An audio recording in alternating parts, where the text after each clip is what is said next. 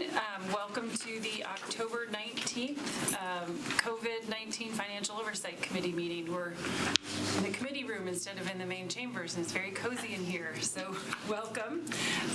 We do have a full agenda, so I'm going to jump right in. A little bit of it's not uncommon for us. A little bit of a difference in order. The first request that we're going to talk about is actually from MDHA. Dr. White is here. He does have to leave, so we're going to take advantage of the time that we have with him and have him go first. And so it's, I'm going to, let's see. Wait, I'm going to ask a favor. Yeah. If you'll move in one, let's have our presenter come up, if you don't mind. I think it's better on camera. I was good over here. As I'm sure all of you can see it in my face. Well, they're still not going to be able to see him because the camera's there. You can just roll to the center. Well, that's even worse. It's like a dreadful Senate confirmation. That's the only camera. He could probably scoot his chair up to right here and have a better shot. Sorry. Better, I was going to have Jeanette. Do you mind switching? Sorry. We're doing musical chairs. I should have then said that I didn't have to go, and then I could have. No. My apologies. Thank you all. Little logistics. Dr. White, thank you. Good afternoon, everyone. I appreciate your time today with this oversight committee that has been convened. This is not my first time presenting to this committee. MDHA, prior to me getting into this item, we had presented a $15 million item to this committee.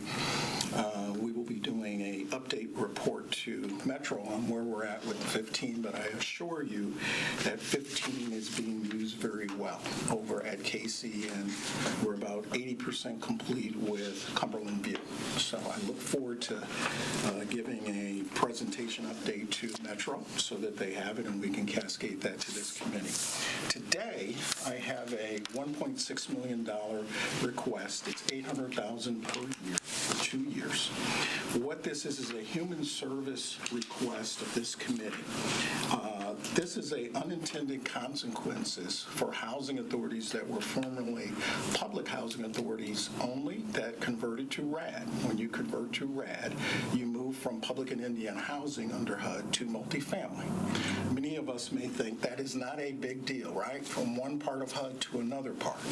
The unintended consequences by doing that makes housing authorities ineligible for support services funding that they were once eligible for.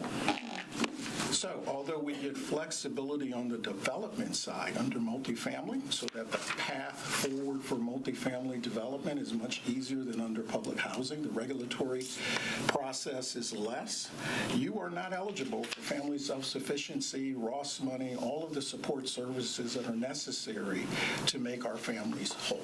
So today, I wanted to take a few minutes to just give you a quick request. We are requesting $800,000 over 2 years to do a demonstration program with 7 of our properties, and I've listed those 7 legacy properties below on the sheet that I handed out. We're intending to select 50 families and engage them in doing an assessment of them, a pretty detailed assessment for what their needs are. Part of our strategy at MDHA is we know we cannot build our way out of the affordable housing crisis we are in. Let me repeat that because nationally I'm often asked, how are you going to do it? You can't just build your way out of it. We've got to invest in the people. And part of the way we're looking at this strategy is by investing in the families and giving them the tools so that they can become self-sufficient. We can begin to move them through the housing continuum. A person that is now on one of my apartments at Casey, one of our RAD apartments, they are on a subsidy. As we're rebuilding Casey and we're building 80% and below and we're building above 80%, think about moving that member from a subsidized unit to a tax credit unit. I have created a unit of affordability. So part of that is getting these families prepared. We're going to do this in a 3-tiered process. So I wanted to be very explicit here in that confuse anyone in Nashville of what our intent is. So we're going to select 350 families from these 7 sites. We're going to look to provide them with a major assessment, enter into a 4-year agreement to provide them training, family self-sufficiency, and a holistic approach to help them become successful. As the executive director of MDHA, I do not believe moving a person up and out of their community is the right way to do it anymore. Now, I'm going to repeat that because for 25 years I thought that was the right way. You become self-sufficient, and the first thing we do is put you in home ownership, and we move you up and out of a community that is your neighborhood for a lifetime. So at Casey, at Napier-Suticum, at Edge Hill, at Cheatham, at Cumberland View, and Andrew Jackson that are on this list, as we look at our redevelopment, we have to embrace a tiered structure of housing. So that means we're doing 80% and below. Most of the folks that are in our legacy sites here are below 30% of AMI. So it's a deep subsidy that we're already getting from HUD. By investing in services with them over this period, we're anticipating moving them from the 3rd level to the 2nd level. The top level, which all of us would say you cream the top to make your development look good, those individuals will be in a demonstration program that Martha O'Brien already has $25 million from the state, and we're a part of that. But those are the folks that are already have a level of self-sufficiency, are already doing things, and are already moving the needle. I'm suggesting that we need to invest in the other 2 tiers so that we're starting to gradually move people up collectively. So the $800,000 we would use for those services. We have a few partners. Meharry Medical College will be one of our partners to help us with assessments, to deal with trauma, to deal with mental health related issues. We will be working with Nashville State. We'll be working with the Urban League, the United Way, the Goodwill. So we're going to do a wraparound for the families that don't have a safety net. So 3 tiers. I'm going to address tier 3, tier 2. Tier 1 are those families that would go to Martha O'Brien. Those families have a benefits cliff, and I'm sure this committee has heard it over and over and over. Those families, because they're already at a level, would be part of that greater program as it's being demonstrated. So what I'm asking for today is $800,000 for 2 years, $1.6 million, to help us support 350 families at these 7 sites in a demonstration program.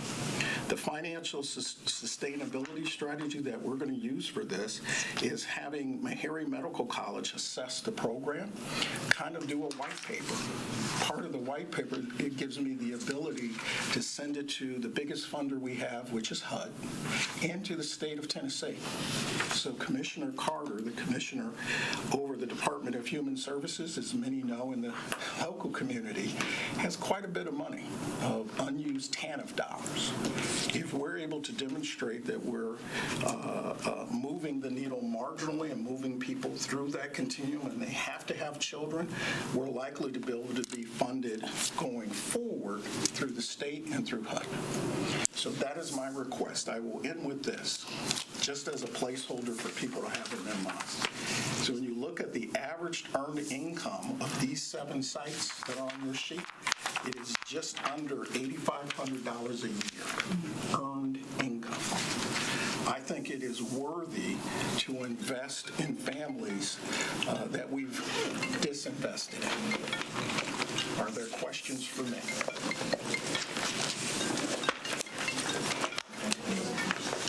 Yes. So it's for support services. Yes. What are these support services? So once we assess the family, that's the biggest assessment. We're going to look at what their mental health is, training, educational opportunities for them. And it's not just for the head of household, it's for the family. We're also going to look at the educational opportunities for the children in the household. So, part of what we're looking at is how do you address the achievement gap? Okay. And we're not providing direct services, council members. You're not providing I'm paying for the staff. My staff will be the contract managers, and they'll be the front line with the residents, but I'm not rebuilding the wheel. We have services and nonprofits, great ones here. You've got one in the corner over there, that we would tap their expertise, and then we would say, here's some families, can you add these to your caseload? Here's some other families. And then my team will do the wraparound process to make sure we're navigating all of these organizations. It's kind of like coming here. You really need a guide to navigate the courthouse to get the services you need, right? Need maps on walls. So it's basically just paying for staffing and executing the program. It's not staffing, it's paying for the service. So think of it like this. I hire a job trainer at Nashville State that comes to the Casey site, and they do a 8-week training program. I'm already going to pay for my employees. They're already under my budget. My employees are responsible for the contract and to monitor the families to ensure that we're moving them forward. And then we have services that are available to them. How were the partners chosen? So we have a list of partners at MDHA. We must have a couple of dozen. And I've picked 3 or 4 to kind of start up, but there's several other that we would look at selecting. So we already have existing agreements with Meharry. My procurement process is a little different than Metro. So if it is a university, I can work with them directly. So there would... If it's Metro, I can actually do an agreement with Metro directly without procuring it. The other services we would look to procure, and we would look at those existing services that we've already had agreements with. So like the Urban League, the United Way, Goodwill, we've been doing work with them for years. But there would be a procurement process for that? Yes. Okay. Councilman Gamble? Just at our last meeting last week, we approved an allocation to the Urban League and Nashville State partnering to provide workforce development services. And they mentioned that they would be partnering with MDHA and reaching out to, I guess, over 30,000 residents that you all have and helping develop education, training, and moving them up through for workforce opportunities. Is that also a part of this project? Is that totally separate? You mentioned that you would be partnering with them, so I'm kind of wondering, are we double doing here? So we wouldn't be double doing. What would happen is, for instance, I got 350 families that need help. We serve 30,000. The need is great. I just want to do a program that we can have quantitative data from that can get us to a sustainable program, like the old FSS, but FSS 2.0. What the Urban League and Nashville State is doing is they're trying to, and I've had conversations with both of those organizations, they're trying to get to a higher level of service. So if I say I can bring 50 people from the KC footprint, they may say, well, but you got another 200 that need services. And then we would figure out how they would serve those, but these are going to be in a micro group for MDHA that we would address directly. But I've told both organizations that we've got thousands that, as we're looking at Nashville and the economic engine that's moving, we've got to start preparing that workforce now for what we know will happen in a couple of years. So this is a microcosm of the bigger picture. I only want to take on what I can do myself. When you start talking about serving thousands, it's bigger than me. But, the college and the Urban League, we'll figure it out, but there won't be duplication because we have to be mindful. My stuff gets audited, as you all stuff here at Metro does. So we've got to be able to have rosters so that we're not duplicating, and we would provide those. Thank you. Second question. You mentioned the services, mental health. Will your staff be more like a case manager and working with the nonprofits and other groups that are helping and assist in this work, so they won't be directly working, your staff wouldn't be directly working with the residents. We're facilitators. Okay. We're not providing case management. We're not MSWs. I tell my team all the time, if that's what you want to do, you're probably at the wrong organization, right? So what we do best is we know the residents. We know what's going on in the communities. We know the families. And what better way to connect that employee with a group of residents and say, we're going to walk you through this process and ensure that a Troy White comes to the program and knocks on his door to say, you know they're about to start, why aren't you in the room for the program? I think we need a heavier dose of that from my team, and then I need the nonprofits and the professionals to provide the bigger services, because that's what they do. Not that we couldn't, but I'm really not in the full social service area, but I know I have to address it because we're literally replacing. The old plan was replace what you had. 716 units in Casey. We're building back 716 affordable units that are part of the Casey. Now I'm adding 5% to that because we're not really having the growth we should. Thank you. Thanks. So the types of services that you're talking about providing you're not providing them, but you're coordinating or facilitating the services through nonprofits are the types of wraparound services that we were dealing with permanent supportive housing, correct? Some are and some are not.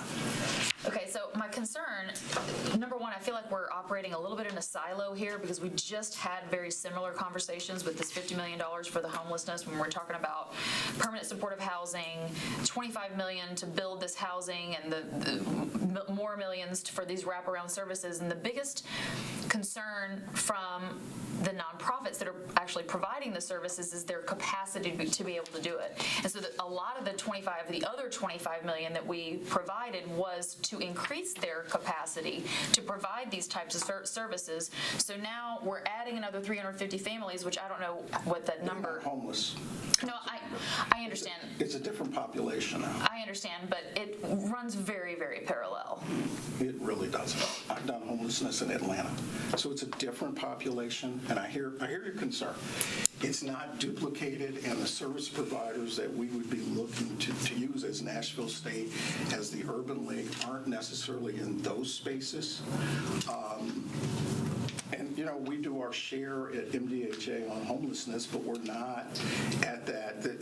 That population is literally 0%. We have families that actually have earned income a little bit, and they're living in the portfolio, so it's a little different, and we wouldn't duplicate, and I would talk to April about her service providers, so we don't duplicate providers. Well, how many providers do we have that we would not be duplicating? I mean, I don't know that we have.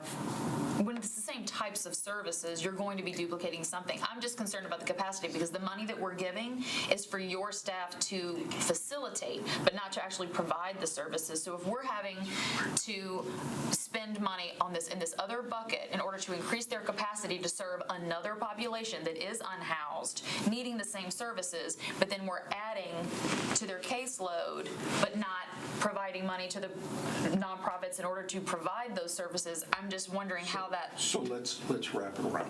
One, they are housed. My people are housed. They all have roofs. Right. Secondly,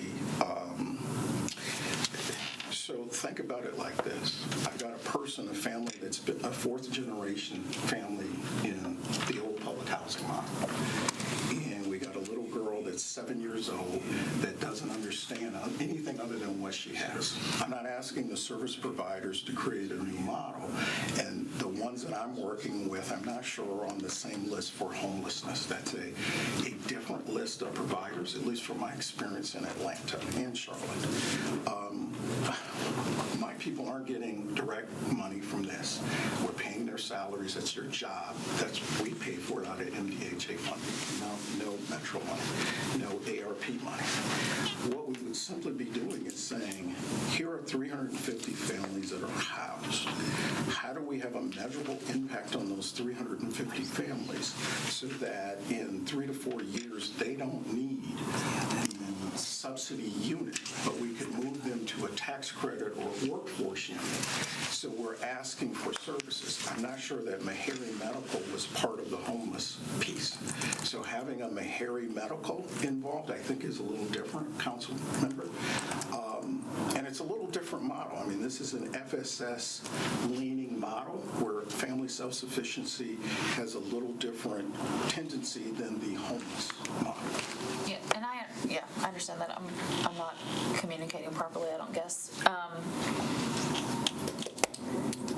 Okay, so I'm still a little, so if you already have these folks on staff, but you're needing $800,000 to pay them, to not pay them, I'm a little confused where that money's going. We're asking for $800,000 for services. I'm paying my staff. I've got $167 Is million subcontracted budget. with the nonprofits? Right, yes. So they're providing the direct service. So the money passes through to the nonprofits? Yes. Okay, so that makes better sense. Okay, because I understand what you're saying. I agree. We're not going to build our way out of it. That's ignorant. And investing in the families, 100%. I get it, 100%. I was losing the part where you said, anyway, got it. Over here. Sarah, did you have something? Yeah, just a couple of questions. You make a reference early on about how, I guess before there was a change of classification, there were services provided through various federal grants that we no longer have access to.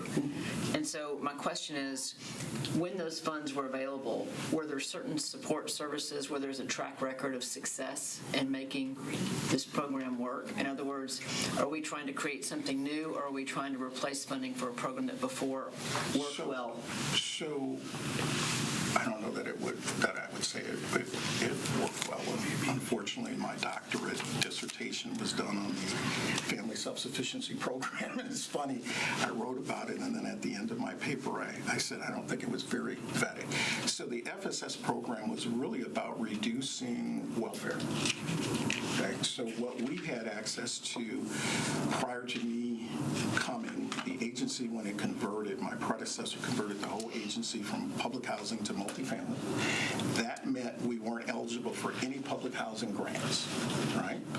We had a FSS model here that we were using. The FSS model only funds the staff to facilitate groups of nonprofits that we don't fund to provide services. So it's asking our partners in the corner, I got 10 people, can you add them to your list, but I have no money.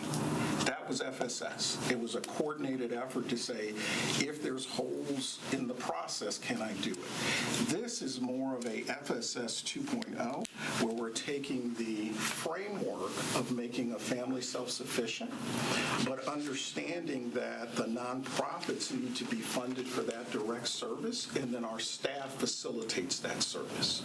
So it's a hybrid of what was there to what is now. Now, the previous program, we paid for 0 services at MDHA. The funding we got for FSS was directly for staff to facilitate, coordinate services. So think about 300 people. My job, we got 4 people that are coordinating services. So they go around and get a bunch of nonprofits at the table, and they say, well, we can help and we can do this, and we get together on a quarterly basis. But the direct service was limited because no one was paying for that. This is bringing that direct services forward to actually pay for the service so that that person actually gets beyond the high level, but they get served to move forward. So it's a little different.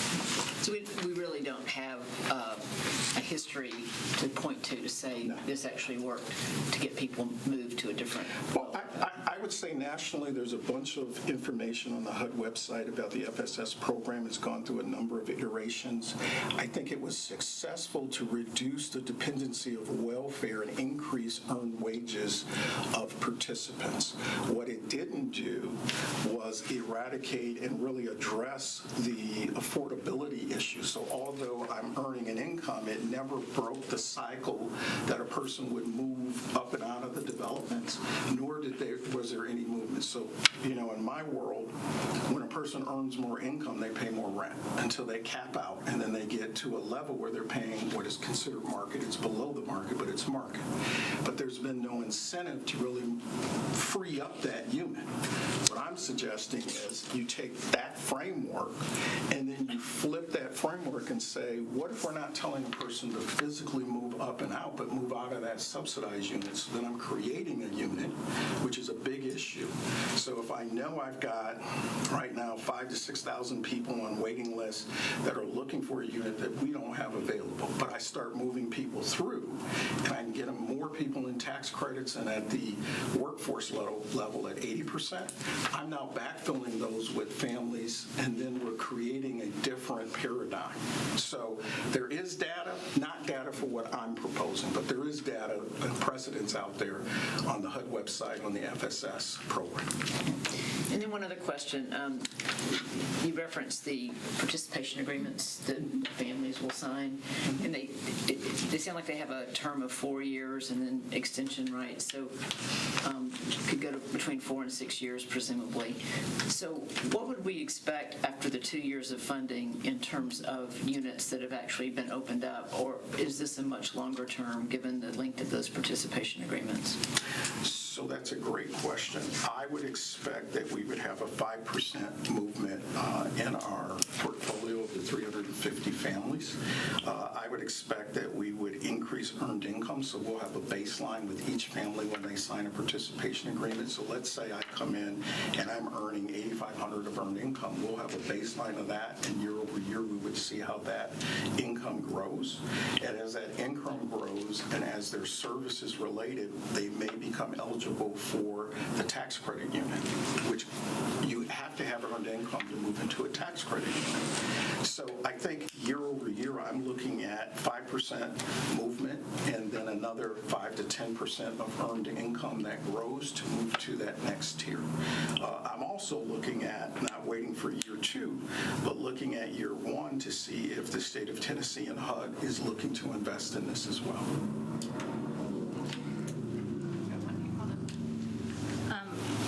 Just want to make sure on the form it says 50 families. That's just a typo, correct? 50 families from each. From each site. Got it. And then for the participation agreement, I just want to know what that looks like, right? What does it mean when they're signing these forms? What are they agreeing to? And then what are the requirements for these families to be able to participate in this program, right? Is there like a drug test or stuff like that? There's certain restrictive measures that always come into play that sometimes doesn't allow certain people to participate. So the second part was great. I love hearing that. So the participation agreement, we're going to recraft what the FSS participation agreement. And what it really is you assess a family, and based on the assessment and the individual one-on-one account from that family, we would put in the agreement the things and the goals that they believe they can do. And so we put maybe 5, maybe 10 items that they say they want to achieve. Okay?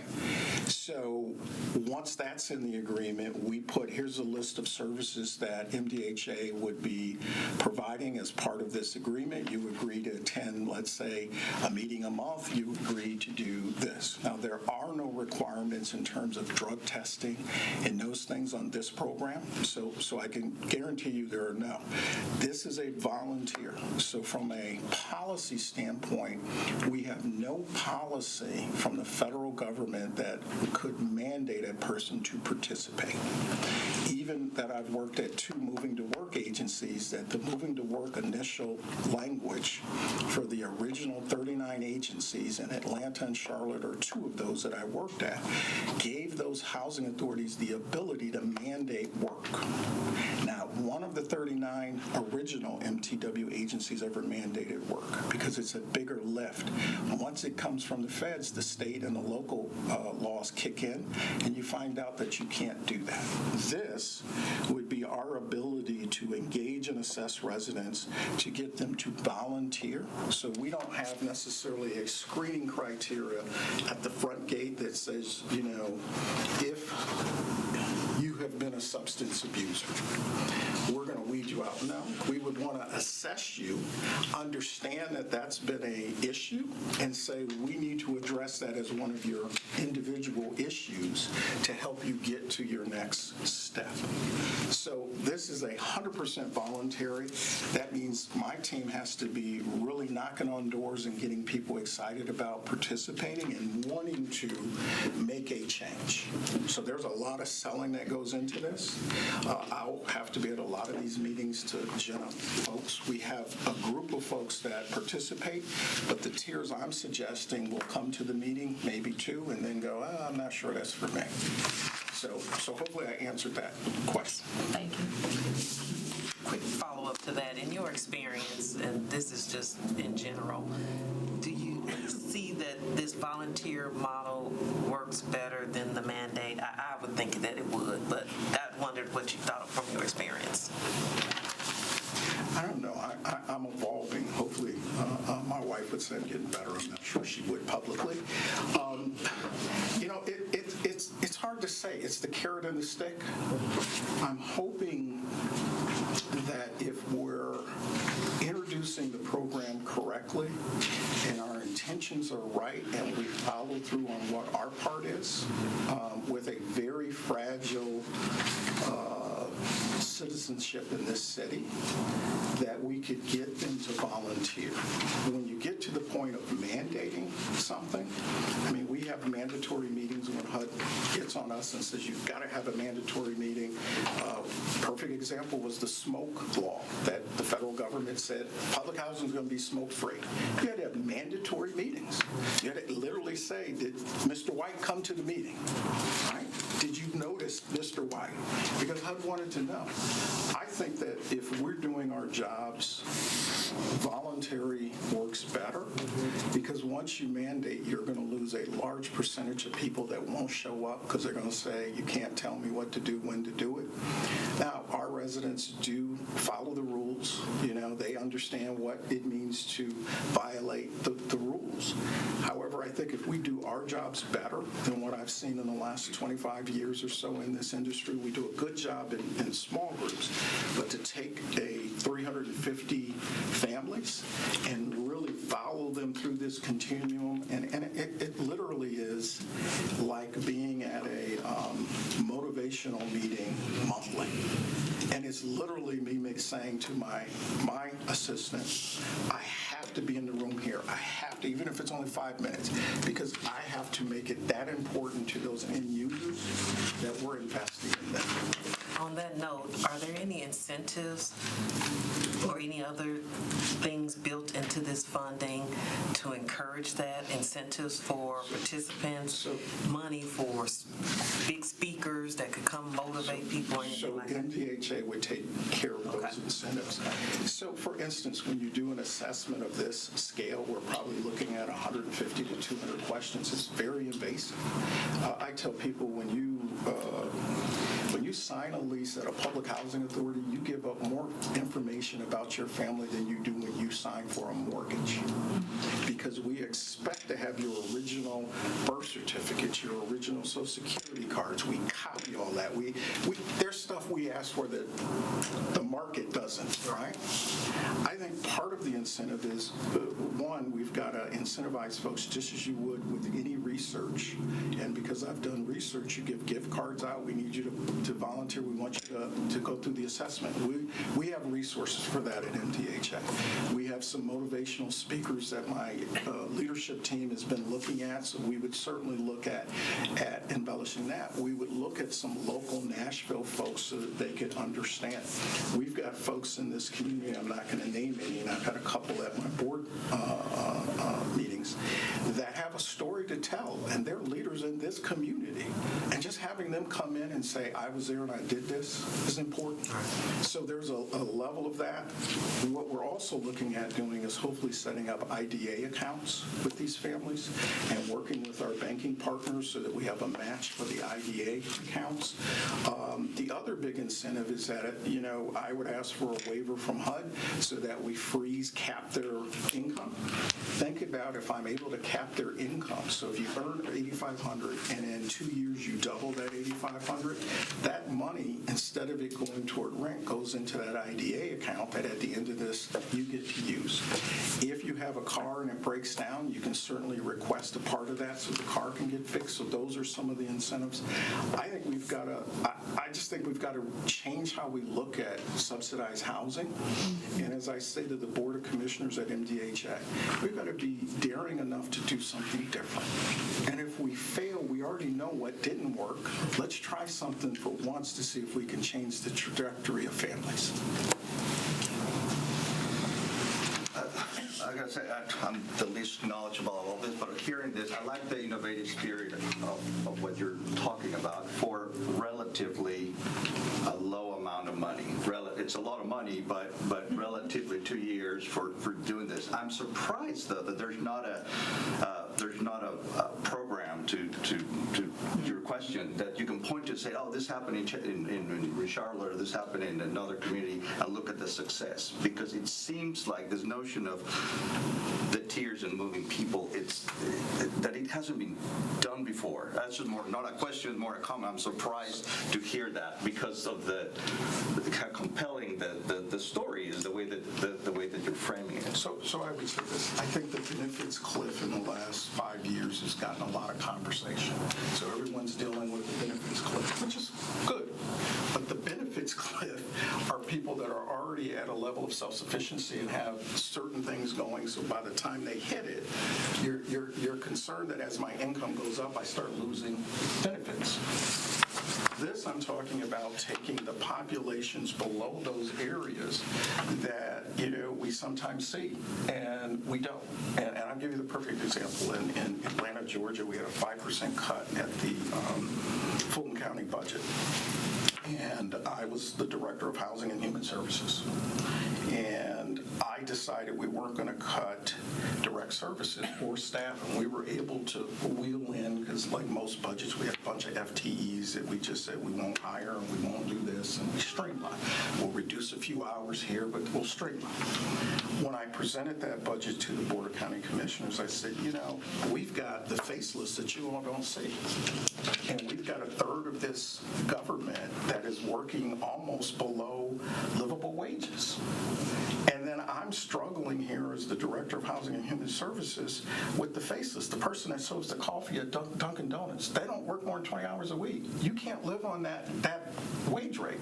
And back then, it was not $15 an hour, right?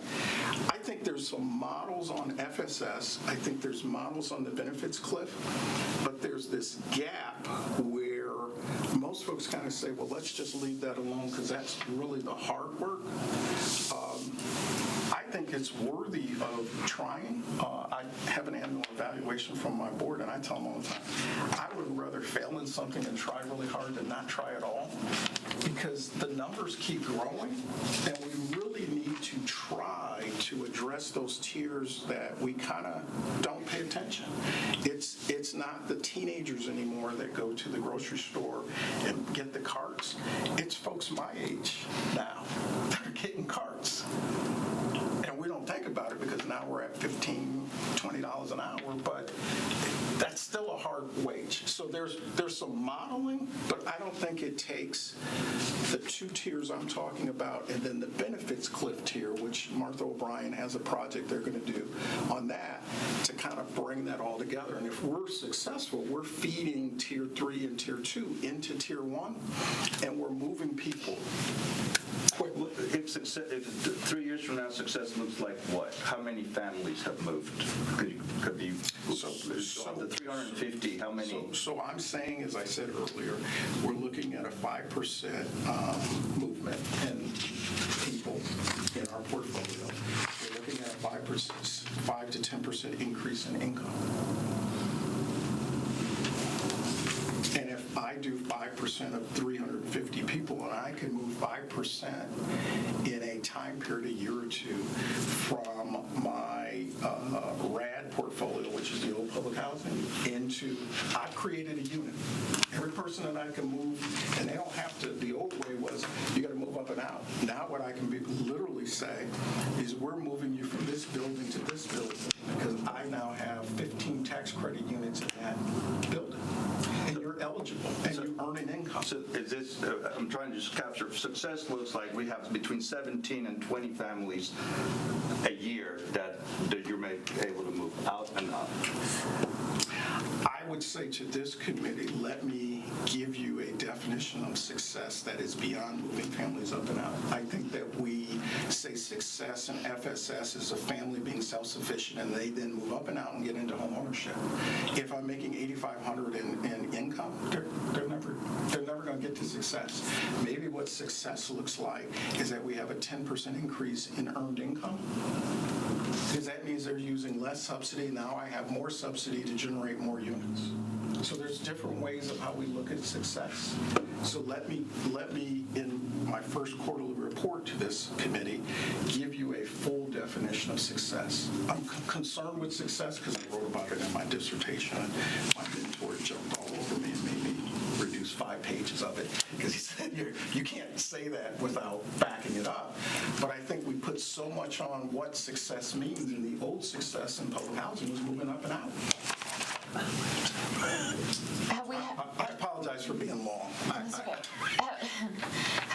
Have you had any discussions, because this is obviously a pilot program, there's nothing else out there like it where we can say, see, it worked, to other people's point, but I am concerned about the sustainability aspect of it.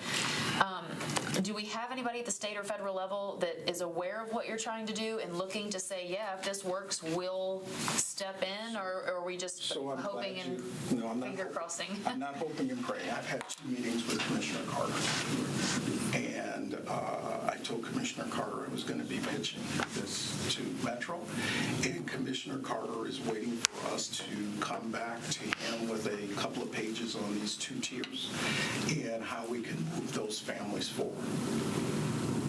So I'm way ahead of trying to get money from the state. And this would help leverage Yes. to do that. Yes. Any other questions? Now, are we voting, or is this, or we just, we are? If there's a We got motion. Yeah, I'll move approval. Okay, I have a motion. Second. Any other questions?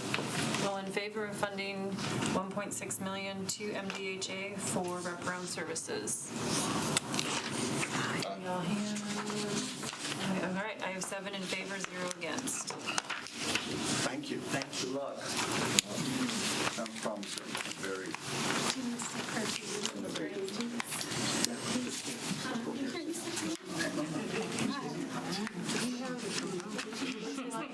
Dr. White? I'm always going up. Thank you so much. Is this yours? I just wanted to stand for a minute and stretch my leg.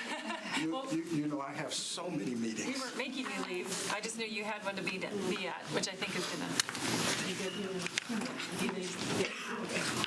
All right. Then next, we have folks from Our Place, Nashville. So Our Place, we have Carolyn Nafay. How do I? Nafy. Thank you. And I'm gonna have you introduce your board chair. Thank you all so very much. My name's Carolyn Nathan, and right next to me on my right is Avi Poster. Avi is, many of you have met because he's a huge activist and a huge advocate for those who do not have in Nashville, and that's why he's working with us, because we champion those who do not have, who have intellectual and developmental disabilities. But this is about affordable housing, so we're going to focus on the affordable housing part of our work. I wrote out a few points that I wanted to bring to your attention, and then Rico said that we can answer questions that you all would have for us. Our Place Nashville is 7.5 years old. We started out in mid-2015. We started with one multifamily building that had 4 2-bedrooms and 4 1-bedrooms. We now have multiple buildings accommodating 68 residents. That first multifamily building became our first friendship house in partnership with Urban Housing Solutions, which many of you are familiar with, and also with Vanderbilt University. Our model is to place individuals with and without disabilities alongside each other, and that is what a friendship house is. is when you have both living together and they provide natural supports to each other. Dr. White kept on talking about facilitating, and we're like magic fairy dust in the missing piece of the puzzle. If you have an intellectual disability, you can't live in any housing without some supports. And if it's affordable, even more difficult, because you can get eaten up alive in affordable housing. So if you're particularly vulnerable, then you're looking at trouble. So that's where our place steps in. We make it possible for our friends with developmental disabilities to live independently with success.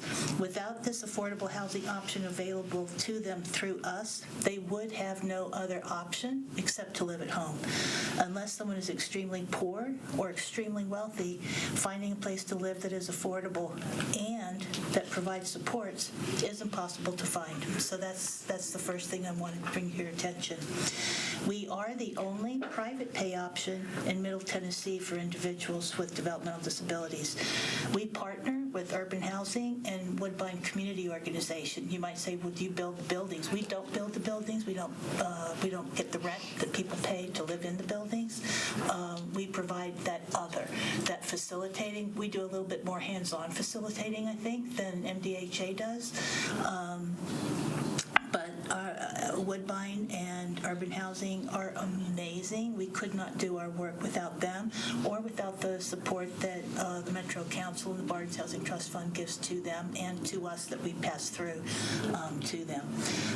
That's the essential piece of the puzzle that our place provides, is making it possible for Urban Housing and Woodbine to serve our disability population. Without it, there's a whole segment of the population that is being ignored. Our resident friends cannot be given a key and be told, have a nice life. It does not work that way, period, for no exceptions. They need a safe, supportive environment in which to live. Third thing is that we recruit companion housemates. So our language is friends for the people with disabilities and companions for the neurotypical housemates. They might have disabilities, and we're moving in that direction more, where our companion housemates also have disability. We started out with graduate students from Vanderbilt. We moved that on to include TSU. And as we've expanded our housemates, we also adapted our model to include older adults. So that expands the vulnerable populations that we serve to include this group. They have physical disabilities. We have people recovering from strokes, people that have joint problems, people that have mobility issues. Now they have able-bodied housemates because our friends have all kinds of capabilities that our older adults don't have. So it's a very nice complementary relationship. And now we have younger adults with disabilities who need access to housing because with the pandemic, they really got into trouble. They lost their jobs, and then they don't have a place to live because they don't have any money coming in. They surf on couches of friends. We have a person that's going to be moving in with us who's 43 years old, a woman who works selling merchandise in the music industry. Music industry totally went belly up with concerts, and she is going to be living with us, and she is in a wheelchair. She's a paraplegic. She has a spinal cord injury. So we're going to be an amazing place for her to live with all of these people around who can love on her, and she's going to have all kinds of skill sets that she can use to support her housemates. So it's always that environment that becomes a family and a community as opposed to just a house. The people who do live with us, they do have the sufficient mastery of the activities of daily living to live on their own. They can take care of all of their personal hygiene, they can eat, might not do a really good job for shopping for groceries. If they have a $50 a week budget, they might spend half of it on potato chips and the other half at McDonald's. We're not talking about serious nutrition here. So they need help in doing things in the way that neurotypical people do it. But we are not a direct service agency, and we do not receive any government funding for our work, but we do help. We receive a $50 a month fee. We look at the numbers that y'all talk about, we just start, ha, ha, ha, boy, you guys really give out a lot of money. We charge $50 a person a month. That's all we do. But we help them access services. Our folks can't access all those services that are available to them. If they don't have somebody helping them, they can't do it. So it doesn't matter what you provide. If they can't access, it's all about accessibility. We help them get to doctor appointments. We help them buy groceries. We get them assistance with money management. We provide social events. We provide communal meals, integration in the community, movie nights, weekly book club. Housemates do activities all the time with each other. With the pandemic, we had to add things to our portfolio. We had to do professional cleaning in the common areas so that they wouldn't get sick more often. We had to provide the masks, the tests, the sanitizer. We had a big sister who was a physician. She came and did personal house calls when we got COVID. One house got COVID, everybody in the house got COVID. So we had to have people who could go with the flow. When our residents get laid off, which most were during the pandemic, we help them get jobs back and help the people who were helping them get jobs. We have an on-site resident director who's our first responder, so to speak. We have 2 full-time staff. You're looking at 50% of it right here.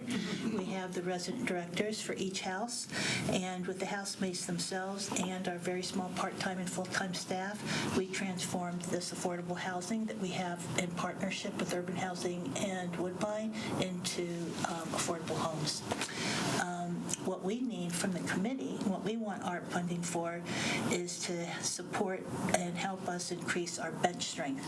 You see how very small we are, so we're like this. We feel like we're this mighty, David against the Goliath. We need to keep in sync with our exponential growth. Our growth is we're going to be more than tripling in size in the next 2.5 years, from 68 residents right this minute. We'll be adding another 40 come spring or summer, Courtney. We're going to be having 40 new units in Courtney's district on Elysian Fields. We're going to be having 50 new units on Dickerson Pike, and then we're going to be having revolutionary development and have affordable housing in West Nashville. We're going to have 60 units on Highway 70 South.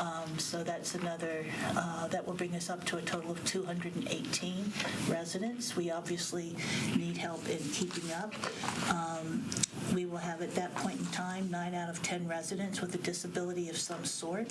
We want to put together a social worker team. We've already started getting some counsel with a person who's done this for 30 years, working with this population. We thought we could maybe work with Belmont. She said, no, you need to work with UT Nashville. We thought we could start working with interns immediately. She said, no, you cannot. You have to do that after you've already set up your program. She knows what we can do. She knows what we can't do. She knows how we can do it. We want her to come on as a consultant. She's going to be doing the hiring. We don't have that expertise, and people that do social work have to have special supervision for their certifications and licensure. We thought we could just hire social workers. So it's good to get help from people who know what they're doing. We want to do that and get help from these social workers, because as we expand, we need to make sure people aren't falling through the cracks. We need a commensurate list of companions for our friends. We have 82 people on our waiting list with developmental disabilities. We have to have the companions ready to move in with them, because it's always at least a 1-to-1 ratio minimum. So we need to develop that, and we need them to move in right alongside our friends. And once we have scaled up, all we need to do is to keep on raising money. Our donor base is increasing. The size of our gifts is increasing. We're established now. We have a good reputation. We are getting money from foundations. We're starting to get some significant money from foundations and from corporations. So we have an endowment now, started with $100,000. Even with the stock market tanking, we're still growing it. So we feel like that's a pretty exciting thing, and shows that we're still getting donations. But the pandemic has increased the need for Our Place Nashville's role in the community. Our families are desperate for help. If you want help right this minute, you have to go to Frankfort, Kentucky to Stewart Homeschool. You need to go to Senatobia, Mississippi, which is a suburb of Memphis. Those both cost $5,000 a month. We cost $4,000 a year. There's going to be a new place in Franklin that's going to be offering 4 private pay spots at the $5,000 a month rate come January, which is going to be a very exciting option, because that's 4 more people who will be helped who otherwise would not be helped, but obviously that won't be affordable.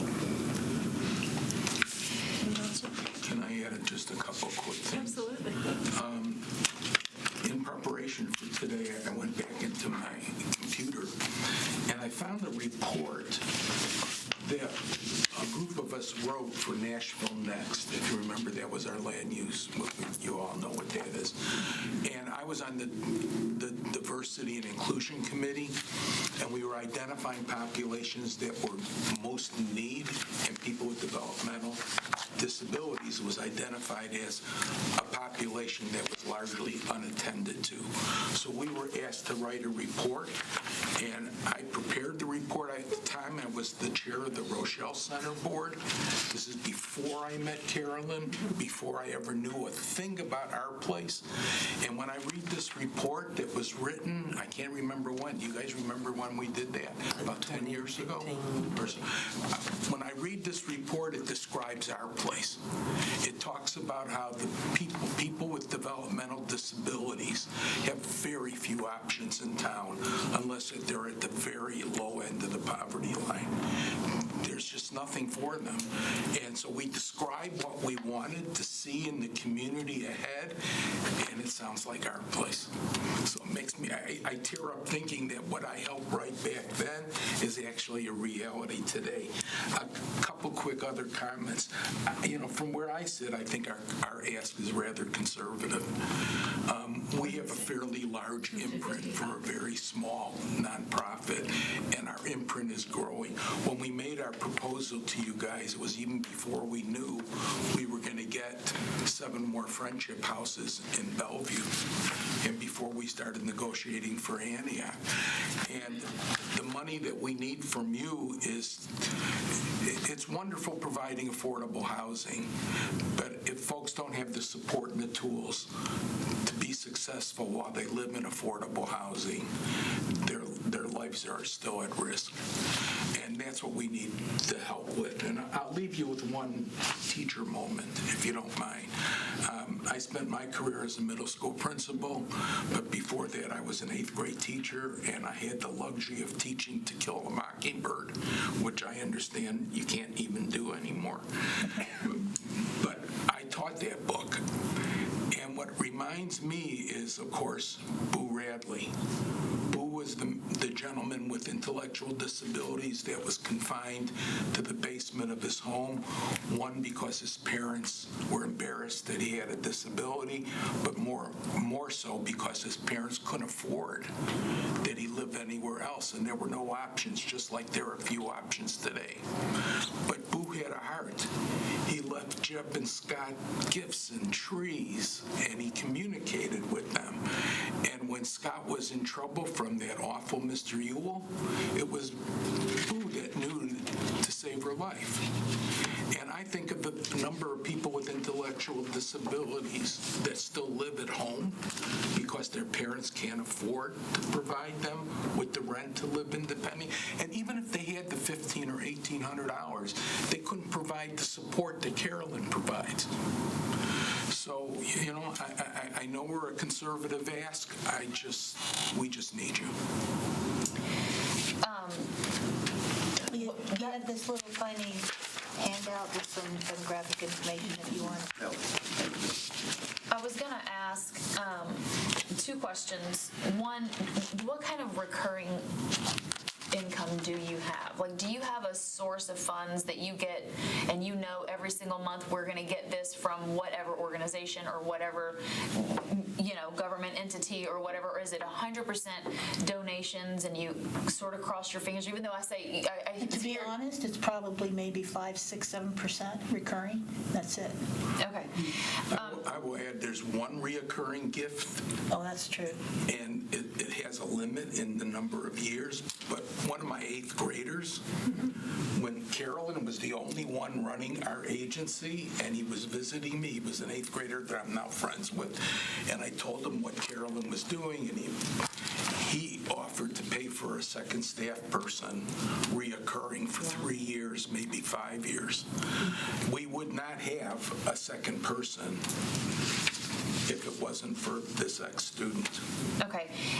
And so that's... You know what? We have a couple of sizable gifts. It comes from donor-advised funds, which I don't think of as individuals, and they are. Mm-hmm. So I lied to you. It's probably more like 15, 20%. Okay. So I when I was first elected, I'll just tell y'all my experience. I spent half a day with you in one of your homes in the Woodbine area off of Nolensville Road. I have to say, everything that they're saying is 100% true. I saw the residents come in, I saw the friends come in, I saw the companions come in. They have a great rapport with each other. They do help each other. You can see their little living room area where they have activities. It's so amazing, and the fact that they do it really with, it's not government subsidized, it's not anything, it's just really phenomenal. So I'm excited to have them in my district, number one, and we're going to work on your building permit. And I'm excited to hear that you're growing in other areas, and I hope that this really sort of explodes. I was glad that you brought up that when you formulated your ask, which could have been, 2 years ago? It may have been with CARE. I personally, I'm constantly trying to say, where can we save money? And are you asking for too much money? Are you asking for too much money? What is this money going to? I'm wondering if we were to increase this, would that... I'd die. I would have a heart attack. You would have to resuscitate me. I truly, honestly feel really passionate about this, and I would want to bump this at least to $500,000. Would that be helpful? Would you be? It would save lives of people on our waiting list. It would grant the wish we have that the waiting list for people with disabilities would be eliminated because we have room for all of them. No one should be on a waiting list. She's making me cry, so I would move that we increase this to $500,000. Sorry, guys. I'm so sorry. So first of all, thank you so much for coming and for all of the work that you do. I think it is important. There's always a need, and I'm glad that what you worked on so many years ago did make it into the Nashville Next, and you're doing that work now.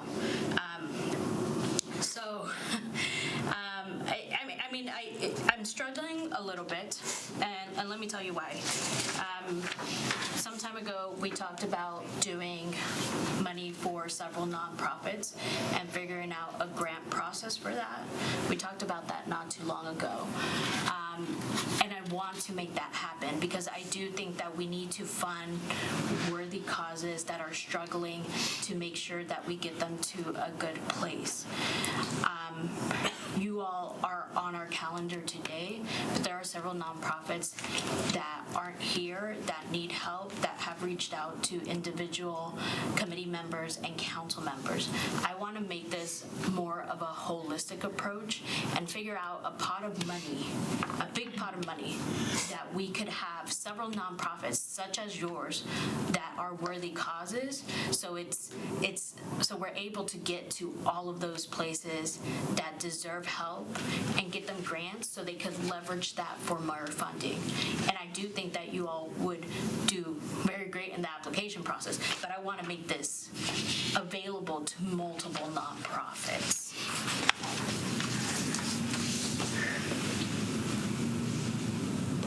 I can attest that there's a gazillion nonprofits out there that need help. We started a group last year a leadership collaborative group of 40 plus executive directors of disability nonprofits, and I can tell you they all 40 need support. So, I agree with you. We need money now. I don't know how long it takes to put together a pot of money. Yeah, and Mary Jo, you could speak to this, right? So we do need to figure out what the scope of it is, who would be taking in the grant applications, and how quickly we could get that money out the door. I do think that we need to get the money out the door sooner rather than later, right? These are services that are needed, and they were needed yesterday. But I do want, similar to how we have been doing budget lately, right? So we said that we weren't going to give money to individual organizations anymore, but they would be applying for grants and they would go through that process. I want to make something similar where we have nonprofits that thought, hey, well, we just can't. We need this. How do we get this this started, we have to create a process. They had some time, but then they were like, well, looking at the other projects, maybe we don't qualify or we haven't had the manpower to be able to get this done. I want to be able to fund more worthy causes such as this and make this widely available. We've helped small businesses, we've helped individual residents, and the one group that we have not helped are nonprofits, and we need to help nonprofits, in my opinion. So just, you're asking me, when you look at our future agendas, when I put out every dollar request that we have, that's your map to saying, okay, this is what's on the agendas. What don't we want to fund so that we have money if you want to create a nonprofit fund? Not just- Because you can see on there's not a nonprofit fund. So can we hold that conversation? Because we have a motion. I would rather hold the motion, have this conversation, make it holistic, and go from there. My concern with that is that we sort of have already mapped out the rest of everything. So looking at what we have here without reinventing the wheel of opening it back up to however many, nonprofits are out there and creating this grant fund and a whole nother process. I agree. I understand what you're saying. I just think we're a little late in our process to sort of create that now. And what we have here with these agendas to December the 14th, the goal was to allocate, and we're sort of done. That was what we had discussed and decided, and we went through each of the different requests that have come to us and said, yes, we want to hear from them. No, this doesn't fit in, or no, they fell out for whatever reason it was. So we have this finite number of people or groups that are asking for money for certain things that are already over and above what we have remaining. I just don't know how logistically we would figure that out this late in the game. When are we supposed to spend the remaining funds? By 2020? Funds need to be obligated by 12/31/24. I'm sorry, 12/31/24. So I don't disagree with the points being raised, right? But I do think there's two different conversations. And so definitely the conversation about nonprofit funding needs to be had. I'd like to keep it separate from this. This here in front of us today it's an affordable housing proposal that goes to a nonprofit. We've given money. There's nonprofits that have received some of the money already. I think that the compelling case to me is, one of the things over this last few months, my appetite is to work toward or to fund programs that are already in place that have shown a track record of growth and who have been impacted by COVID, which was the charge of this, or the reason why we're distributing this money, and to support those efforts. And so while I've been supportive of pilot programs and new ideas and all that, because that's just, that speaks to me, I am moved by projects that I've heard of that have this type of track record, going from 68 to 218 in a population that is, having learned a little bit of the organization, really, it's an affordable housing conversation.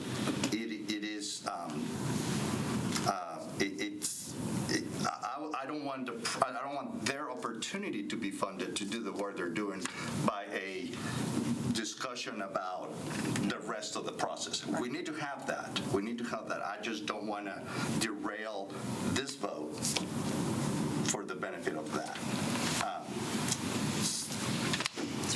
So I can second the motion. Mayor Joe, I want to make a comment before we take a vote. I agree that this particular nonprofit and issue works with affordable housing. I do have a question, though. On the agenda list that you gave us, there was an additional homeless services under the affordable housing discussion discussion that we're having. So I'm trying to, for $5,535,000, so I'm trying to figure out where that fits into the discussion today. Is this a part of that? Okay. That's Jenny. Councilwoman Welsh. Okay, so that's a separate, so they actually weren't on this list. Always is. Because it's a part of what? Where? I thought I printed one. That was the 5.5 that we'll hear from Jenny later. That was hers that she was wanting to. 250. I'm talking about the 250 for today. Oh, Is that? right. It's not on here. I mean, I agree that it should be a You're part. looking at an old version. Yeah, it's on the agenda. The version that I sent out. Thank you. Okay, yes, I see it now. Okay. So, okay, that helps me because I was trying to figure out. I agree that this is a part of that discussion more so than it is about the nonprofit discussion that we have planned for November 9th. And so for that reason, I would be willing to support. I guess my question is in the motion to increase the amount, which I think, is important and good, but do we really have that much money to increase it to that level? I would say, their reaction, number one, but just seeing their exponential growth in the very short term and the impact of those dollars when we're talking about really leveraging dollars on how many people we're serving and helping. That was my question. Can they utilize it? Will it be beneficial? Would it, whatever? And they about fell out. Of course. And I've seen, I'm but there's former sometimes. nonprofit CEO. Right. But there's sometimes people will say, no, I don't need that much. I've been talking to Hands on Nashville. Hands on Nashville said, don't give me that amount of money. That's not what I want.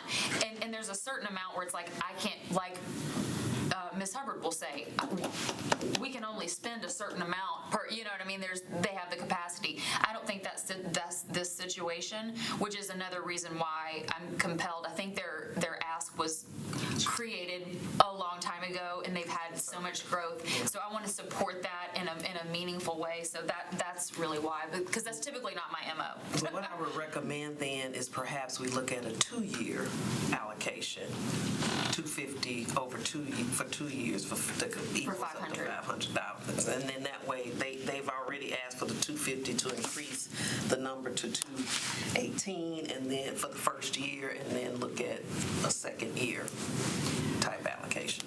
I had Sarah and then I'll. Questions?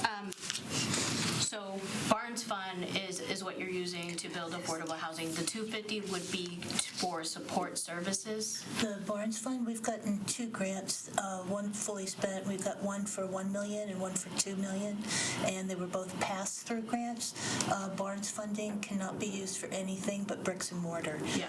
So those are one of those has already been spent, and the one for $2 million is being spent in part on Elysian Fields and part on Dickerson, and it way spent and then some. So the 250 wouldn't be to Is not for building. it would be for services. It's for accommodating and meeting the needs of the population.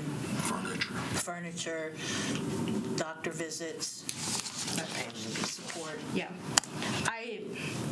I think every nonprofit fits into a specific category, right? Yours will fit into the affordable housing, some will fit into food security. Like, we can make a case for each single one. It is not to diminish your work at all. I think that we're gonna have questions from the council body when this goes through, right?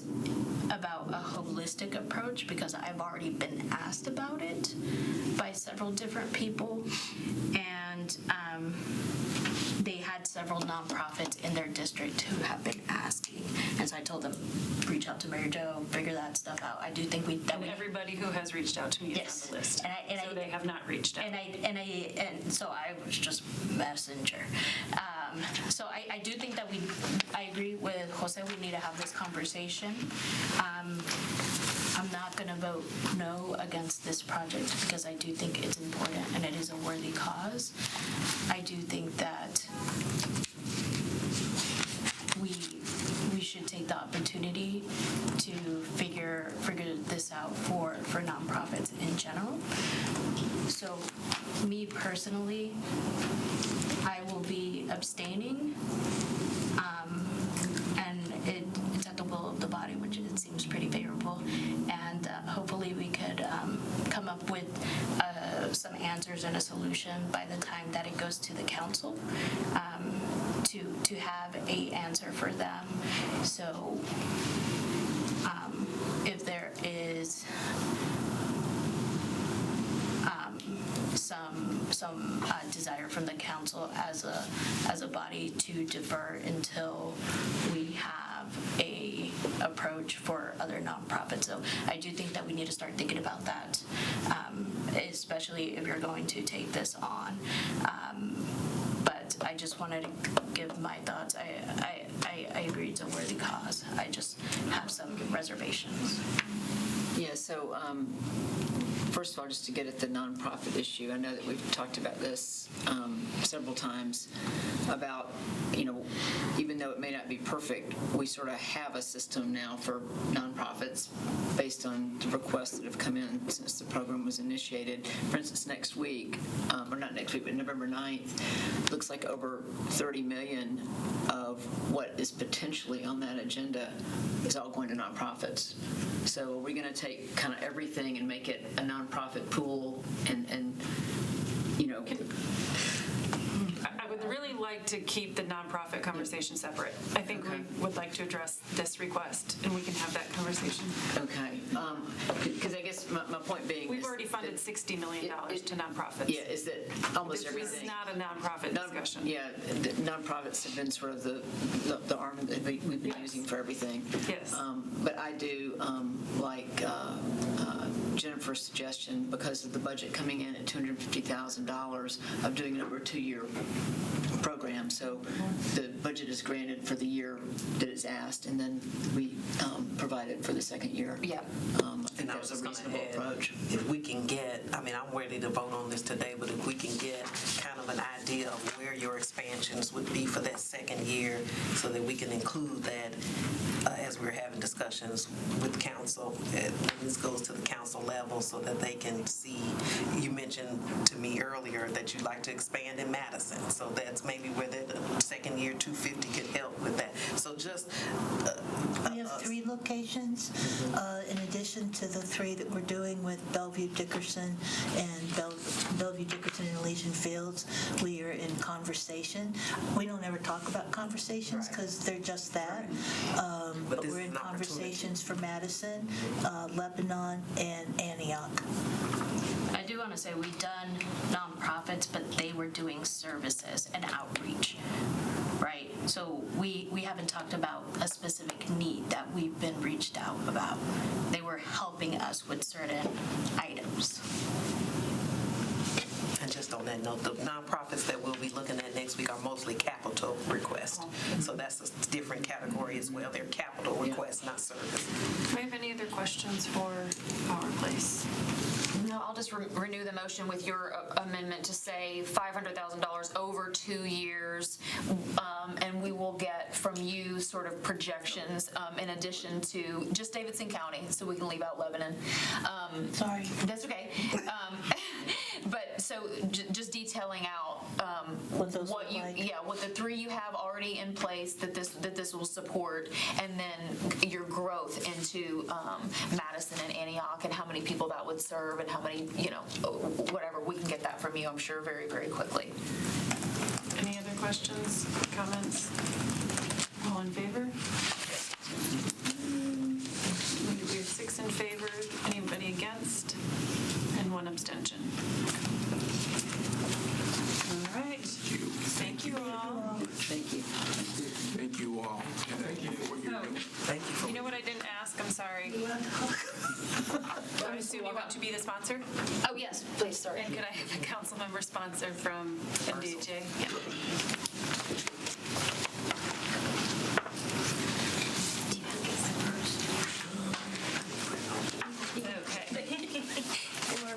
All right.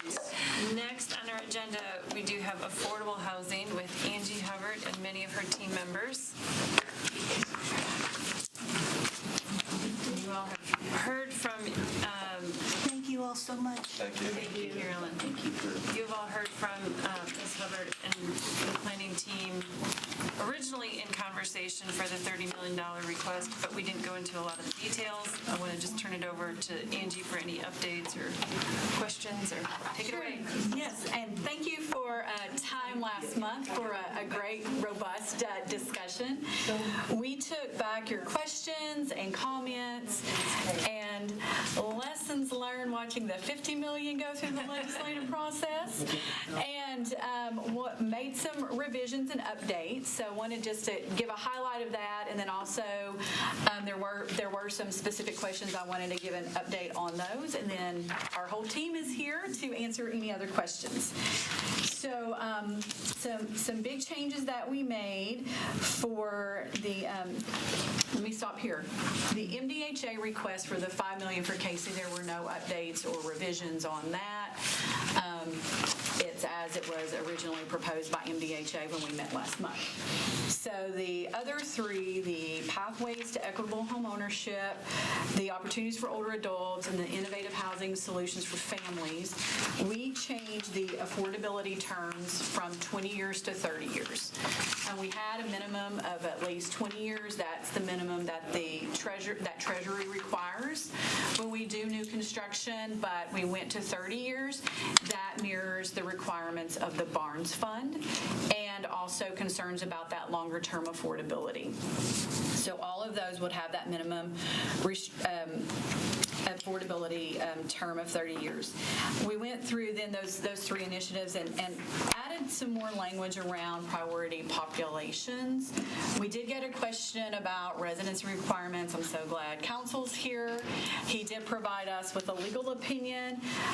Short answer, we cannot impose a residency requirement, but I think the concerns, I don't want to speak for you, but ours is making sure that when we are talking about who we're targeting, we're actually getting to the people that we need. So particularly in the older adults, we've defined and it's updated language on what at-risk adults would be prioritized, and then the same for families. And this really gets at the heart of people experiencing, it's not just about income, but it's about the crises that they're experiencing outside of that or because of their income. So we also felt like even with a potential, if there was any opportunity to do residency, a lot of our families and older adults actually have to move outside of Davidson County because of the economic pressures that have resulted on them. And if they had an opportunity to move back in, and I'm going to thank Casey for that point as we were talking through as a team, we wanted to give them the opportunity to come back in, and if they had to move out because of a displacement of some sort or an eviction. And so we felt like if we prioritize these types of crises that they've experienced, that we will be getting at that particular need. We also changed a couple of the ways to implement that. We did look back. New construction has a timeline, and we looked back at how we could roll this out the quickest way and realized that through with the housing for families and the two construction-related activities for older adults, we could move those through the Barnes Fund. We have the infrastructure in place. We have the commission. Ashley has a great system. Can you say that again? I'm sorry, I lost that. Moving it, instead of doing RFPs just out that we would have to draft, the Barnes Commission, Ashley already has a structured application process, a whole system, a whole monitoring, tracking format that we could get this into our funding round that would go out after the first of the year and move it through that. And so we've changed the implementation strategies on a couple of those to reflect that. And so with that, those are the big changes that we made.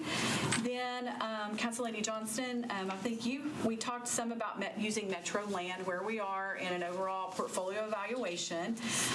The latest that I have from the Ernst & Young study is they've narrowed down really 361 parcels that I can now look at for the potential for housing. Of that, 324 are considered vacant residential land. The others are industrial or commercial or whatever. We want, 324 vacant residential land. 276 are under the airport authority. So again, it's now on us, and we're working to get a real estate development. Out of the 324? Out of the 324, 276 are MNAA. Yeah, so we've now it's on us to really look at it and say what is developable.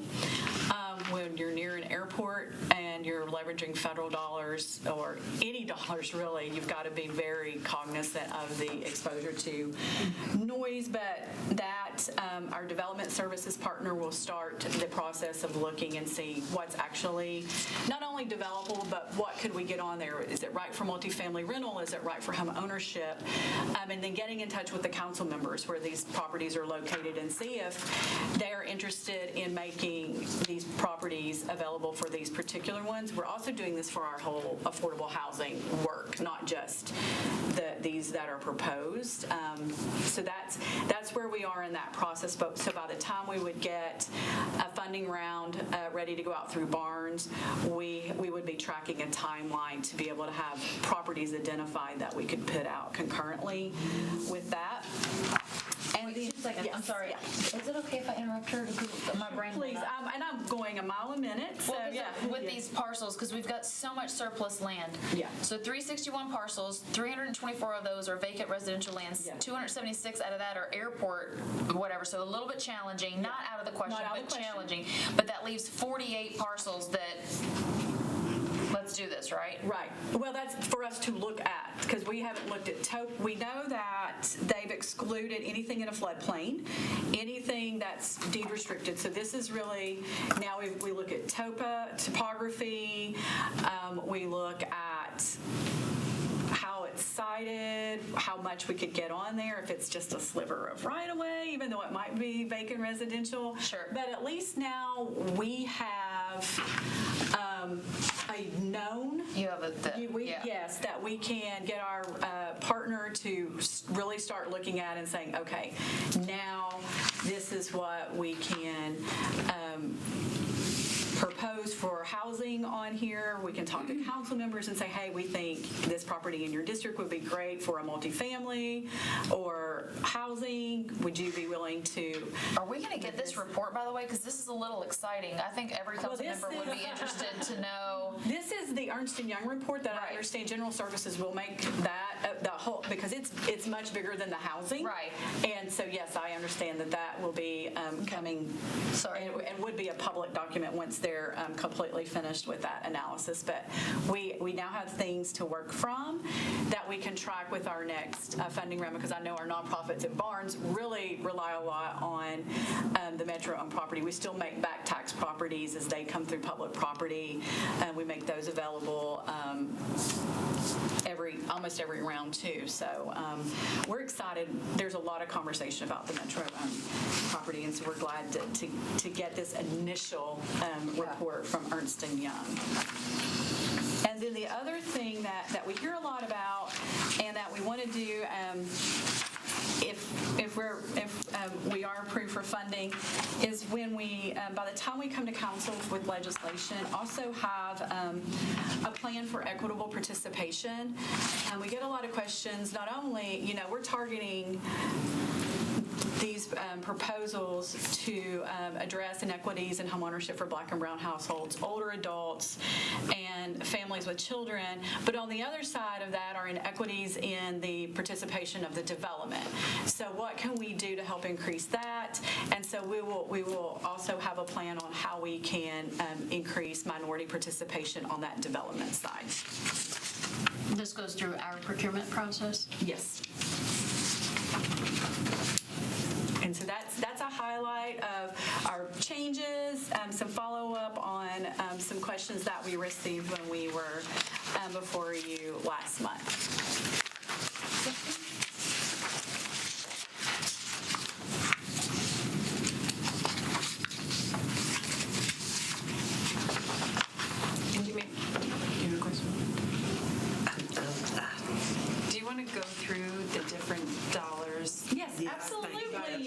That's what I was trying to say. Would be glad. So, Break down. just a high-level recap, we have a total of 4 requests that total $30 million. The first request of $10 million is to address long-standing inequities around homeownership for Black and brown households. A good portion of this, $9.5 million, is actually to create inventory. We can create as many pathways, but if we don't actually have the housing that's affordable, then we all know no one's going to be able to have a place to purchase in our market. So, and this would be, we're looking really at a collective or shared equity model that helps us have a lower area median income threshold for that point of entry in homeownership. The other 500,000. I'm sorry. Oh, yes. To interrupt. Is that where you'll be building on property that's owned by the city? We would make that as one of the options. We don't want to make it exclusive because we're super excited actually that there's a convening of nonprofits and congregations at the beginning of November around how their property could be used for housing, and so that's also an exciting way to plug in on that mission-driven approach that a lot of churches are really getting very interested in how can they help, and we really want to take advantage of that opportunity. But where we can make property available for someone to propose to utilize, that we will also do that. So is this program similar? I'm just trying to get my mind wrapped around what is this like? Is this like Habitat for Humanity? You would be not necessarily building the homes yourself, but having homes available for first-time home buyers, Yes. Minorities, those who have trouble getting home ownership. Yes. It'd be the same kind of concept. It's the same concept. Okay. Absolutely. Okay. Thank you. And then added to that is $500,000 because as we worked with working groups, we realized there are resources for down payment assistance, financial literacy, mortgage counseling, but people don't know how to connect with those. And a lot of those are not accessible to Black and brown families. But now that we know there are banks with specific lending programs and counseling opportunities, getting a community-based nonprofit to one, connect with residents, get them into the pipeline, and then make those connections to those other parts of the system that gets them into home ownership. Memphis is actually doing this. I borrowed this idea. It's called Convergence Memphis. And so there is a model in this state already on how that's happening, and we've talked to them, and we will continue to have that conversation on how they've evolved that. But some of their initial partners and that are really interested in being initial partners in this conversation. And this isn't only just to get residents into the housing that we're building, but also to empower them wherever there are opportunities throughout the city. There's still going to be homeownership opportunities coming through the Barnes Fund and other places. So right now is not the right time to buy, but by the time we get construction done or interest rates change, we have people mortgage ready, and that's what we want. We don't want them behind the 8 ball when it's the market starts to change So again. coordinating services? Yes, coordinating and partnerships and getting people into the pipeline and making sure that they're staying in that pipeline all the way through to that mortgage counseling and ready for down payment assistance and to purchase. Is this different from what we're doing already with the Barnes Fund because it is homes as opposed to apartments? The Barnes Fund does do home ownership. This is different from that in that we're looking for a primary partner with a deep experience in that shared equity. And with the Barnes Fund parameters around the amount of money that's awarded to one particular, we're seeing, because shared equity is such a nuanced or collective ownership, that lead partner brings in development partners to it, but being an umbrella for that bigger development. opportunity. And A multi-scattered site. And the shared ownership, is that the individuals, the homeowners, or is that the different developers building the home? So shared equity at the end of the day is that the entity, a funding entity, puts part of their money into the construction. The homeowner brings a portion. Then at the end of the, when they go to sell, they split that equity back out, and that home stays affordable for the next buyer. But they still get an appreciation. But the homeowner is of the part. Yes, yes, they are. Okay. All right, next one was around housing opportunities for older adults. We had 3 proposals. One is straight up new construction for older adults ages 62 plus. And this one, because it is really very similar to everything that goes through the Barnes Fund, move it through, but with a specific dedication for this type of use. The next one after that, $1.2 million for the shared housing improvements.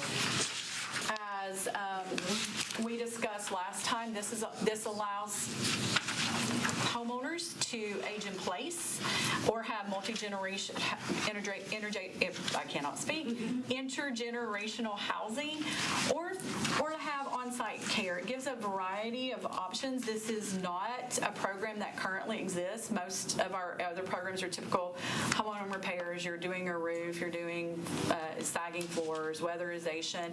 This is something that just goes above and beyond that, and is really super creative. And I am personally interested in seeing, especially with how we can do the ADUs as models for future opportunities to expand something like that with new housing programs throughout the city.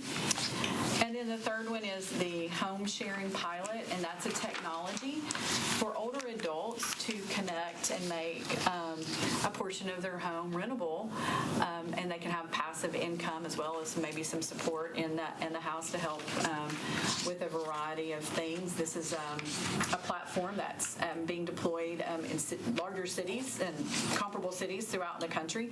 Casey's done deep research on this. Our partners with AgeWell also have contributed a lot to this background, and that total request for our older adults is $8 million. This is who we're seeing a lot of development pressures on, and when older adults are displaced, it is really difficult to find anything in their community, 2 in the county, and that was a high priority for us. Then the third request of $7 million is innovative housing solutions for families. And this was, I think I mentioned this when we met last time. This started with a general, how can we really find something creative? We knew we wanted a different type of model, and cooperative housing was something we were really interested in, and the working group narrowed that to families. Again, as with older adults, we are actually losing housing for families. Our housing that's being constructed now is primarily 1s, some 2s, maybe some 3s. What's being demolished for families, 4 or larger, are not getting replaced. And then the opportunity for, we met with organizations like Workers' Dignity that, we need to give families some agency and opportunities to have that housing security, and that's where the co-op model evolved. And Workers' Dignity and Southeast Corporation for Cooperative Housing presented to the Barnes Fund last meeting, and in our conversations we felt like that could also be a dedicated funding round for the Barnes Fund, and that is the Housing Solutions for Families. And then the 5th one is the, and I cannot do Dr. White justice, but I'll just summarize his request with a $5 million request to move 3 projects forward for, thank you, for the, to keep keeping Vision KC going and creating 150 affordable housing units. So is this in addition to the 15 million we approved for? Yes. Okay, so there's another 5 to help Yes. that. I understand the 15 million was for the infrastructure for their water sewer separation, and this is actually going into the sticks and bricks. This new request is going into the sticks and bricks construction. And Dr. White Yeah. left this example, which I Oh, thank you. I think Hannah got like a little tutorial on the hallway. And then on the very last page of the proposal, you can see the 3 sites that they're targeting with this 5 million. yes, that slide was just one of those 3. Yeah, For the 5 million. for the 5 million for MDHA. The co-op is in this 5 million? or No, the on co-op is previous? separate. It's 7 million. So we're excited about the opportunities to address 3 populations that have been, Black and brown families, it's decades of historical inequities around homeownership, and then the economic pressures, particularly around older adults and families, that we can hone in on and really make a difference with these new and innovative models. Questions? Go ahead. I don't have a question. I just want to thank you for, number one, changing the affordability and for sort of streamlining this all into the Barnes Fund. I felt like some of the RFPs was creating a level of complexity that just really wasn't necessary and led to some maybe, I don't know. Anyway, thank you. You're welcome. That's all I was going to say. Okay. Thank you. That's good. I'll take it. There you go. All right, ready? For clarity, all 3 of the components then, instead of being RFPs, go to Barnes, but with designation, or just the families? So the equitable home ownerships are still RFPs. Okay. It says that, Yeah, sorry. yeah. The 2 construction-related and older adults and the housing for families all go through the Barnes Fund. Any other questions? Move approval. Whoever's second. First, a second, any other questions or conversation? All in favor? Aye. Any opposed? No abstentions? That's 7 in favor, 0 against. Thank you. Can I have a council member sponsor? I'll do it.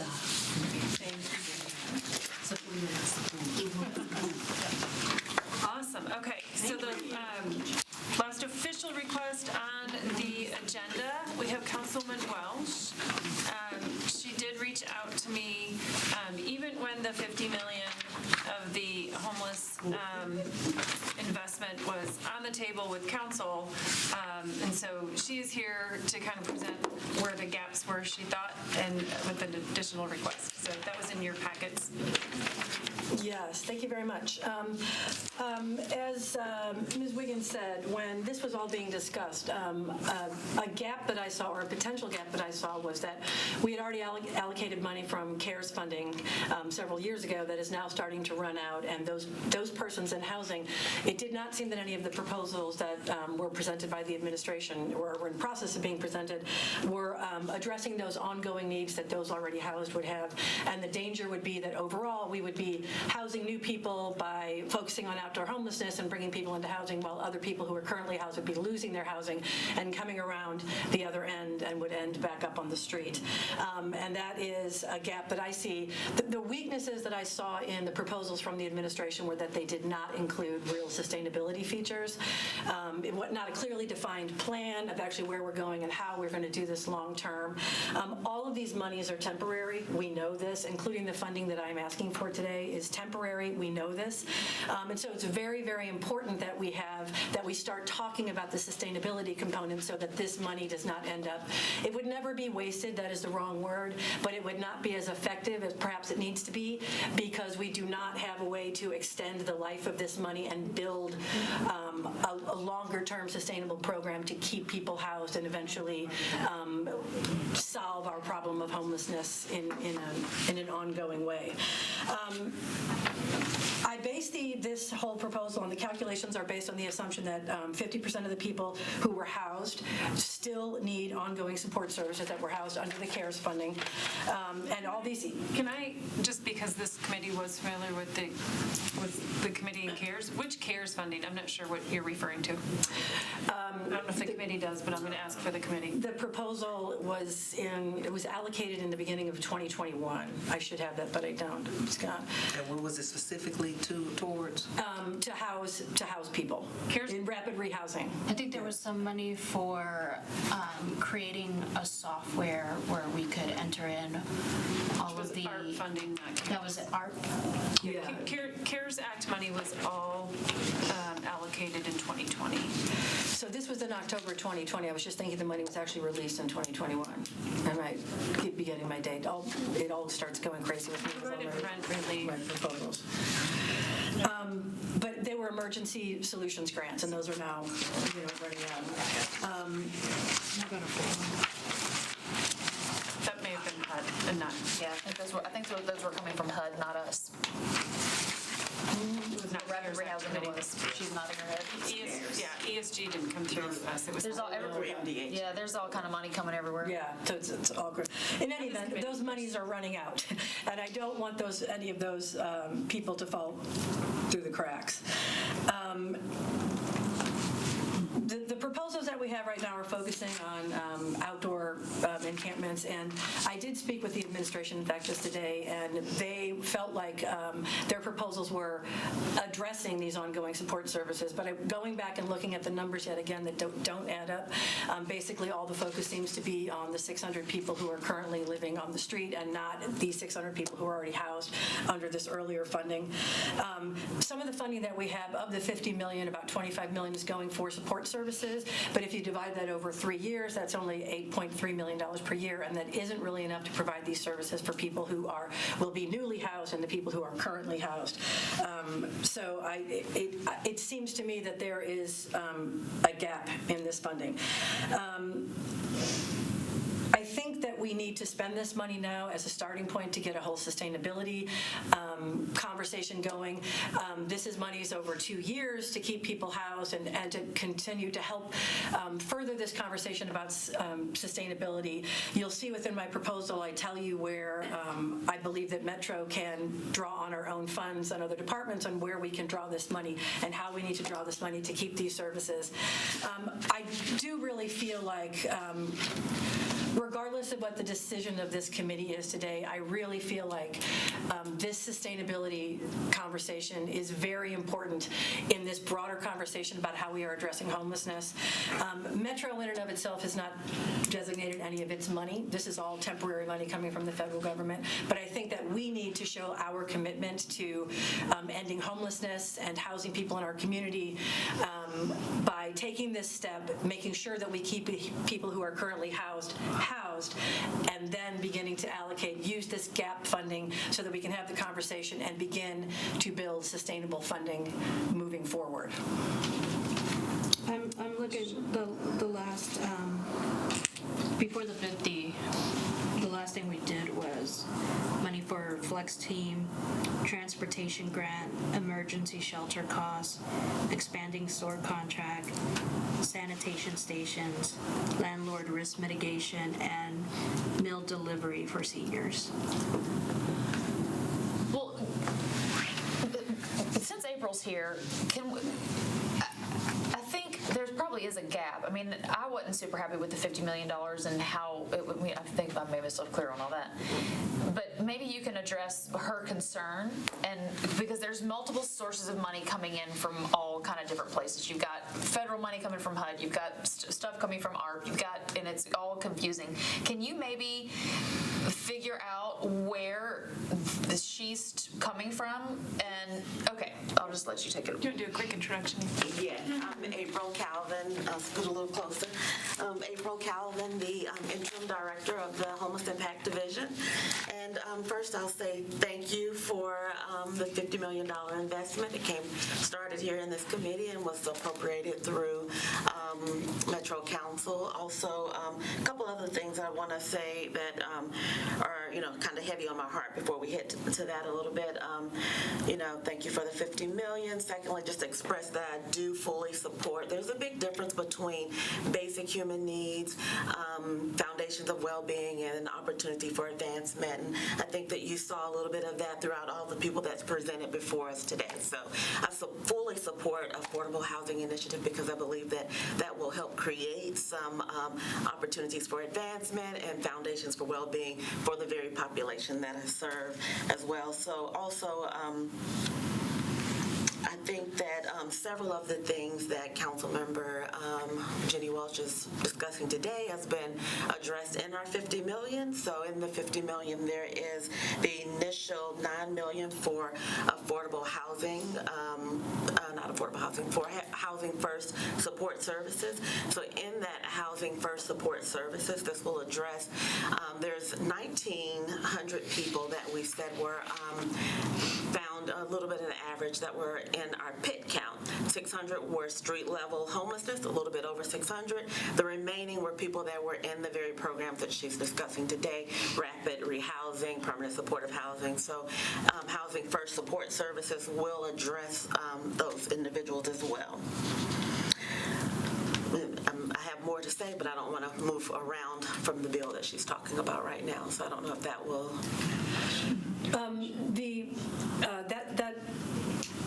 1697 says that when it is at full scale, it will only serve 500 households, which means those are the 500 households who are currently unhoused and on the street.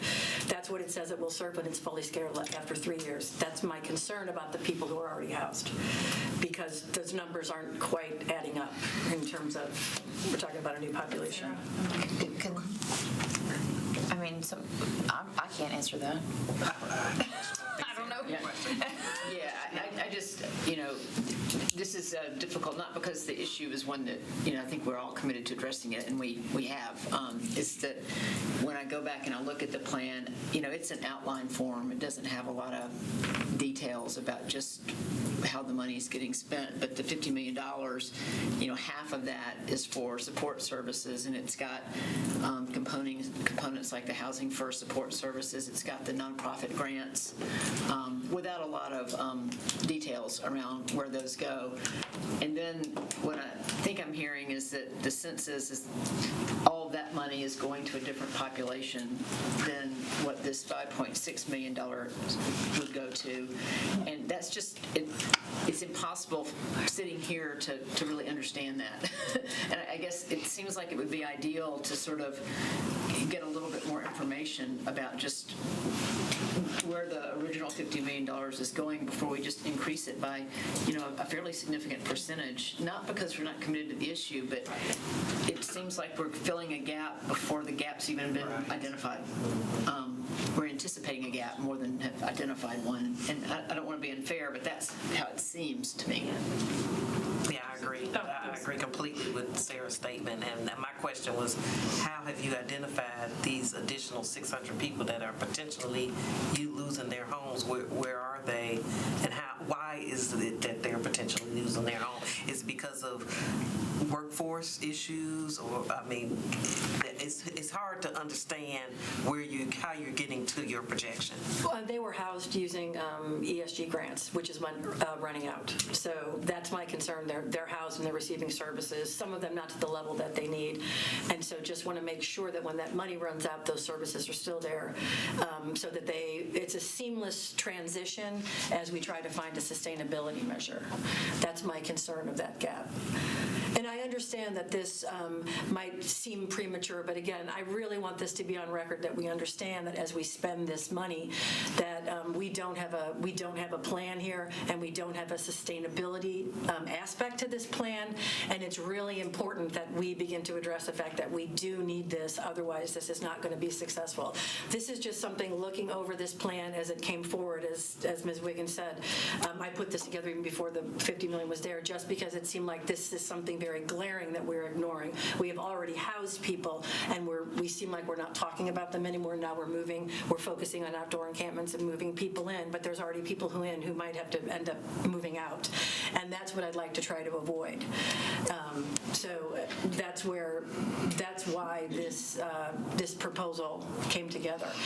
But if I can use this proposal as the launch pad for a more detailed conversation on sustainability and what we need to do, then I'm very happy with that, because I just don't want these people and the work that we've already done to be for naught, and we just not really get down to the root cause and put those supports in place that are going to help us solve this once and for all and take care of the people that we need to take care of. April, when do the ESG funds run out? September of 2023.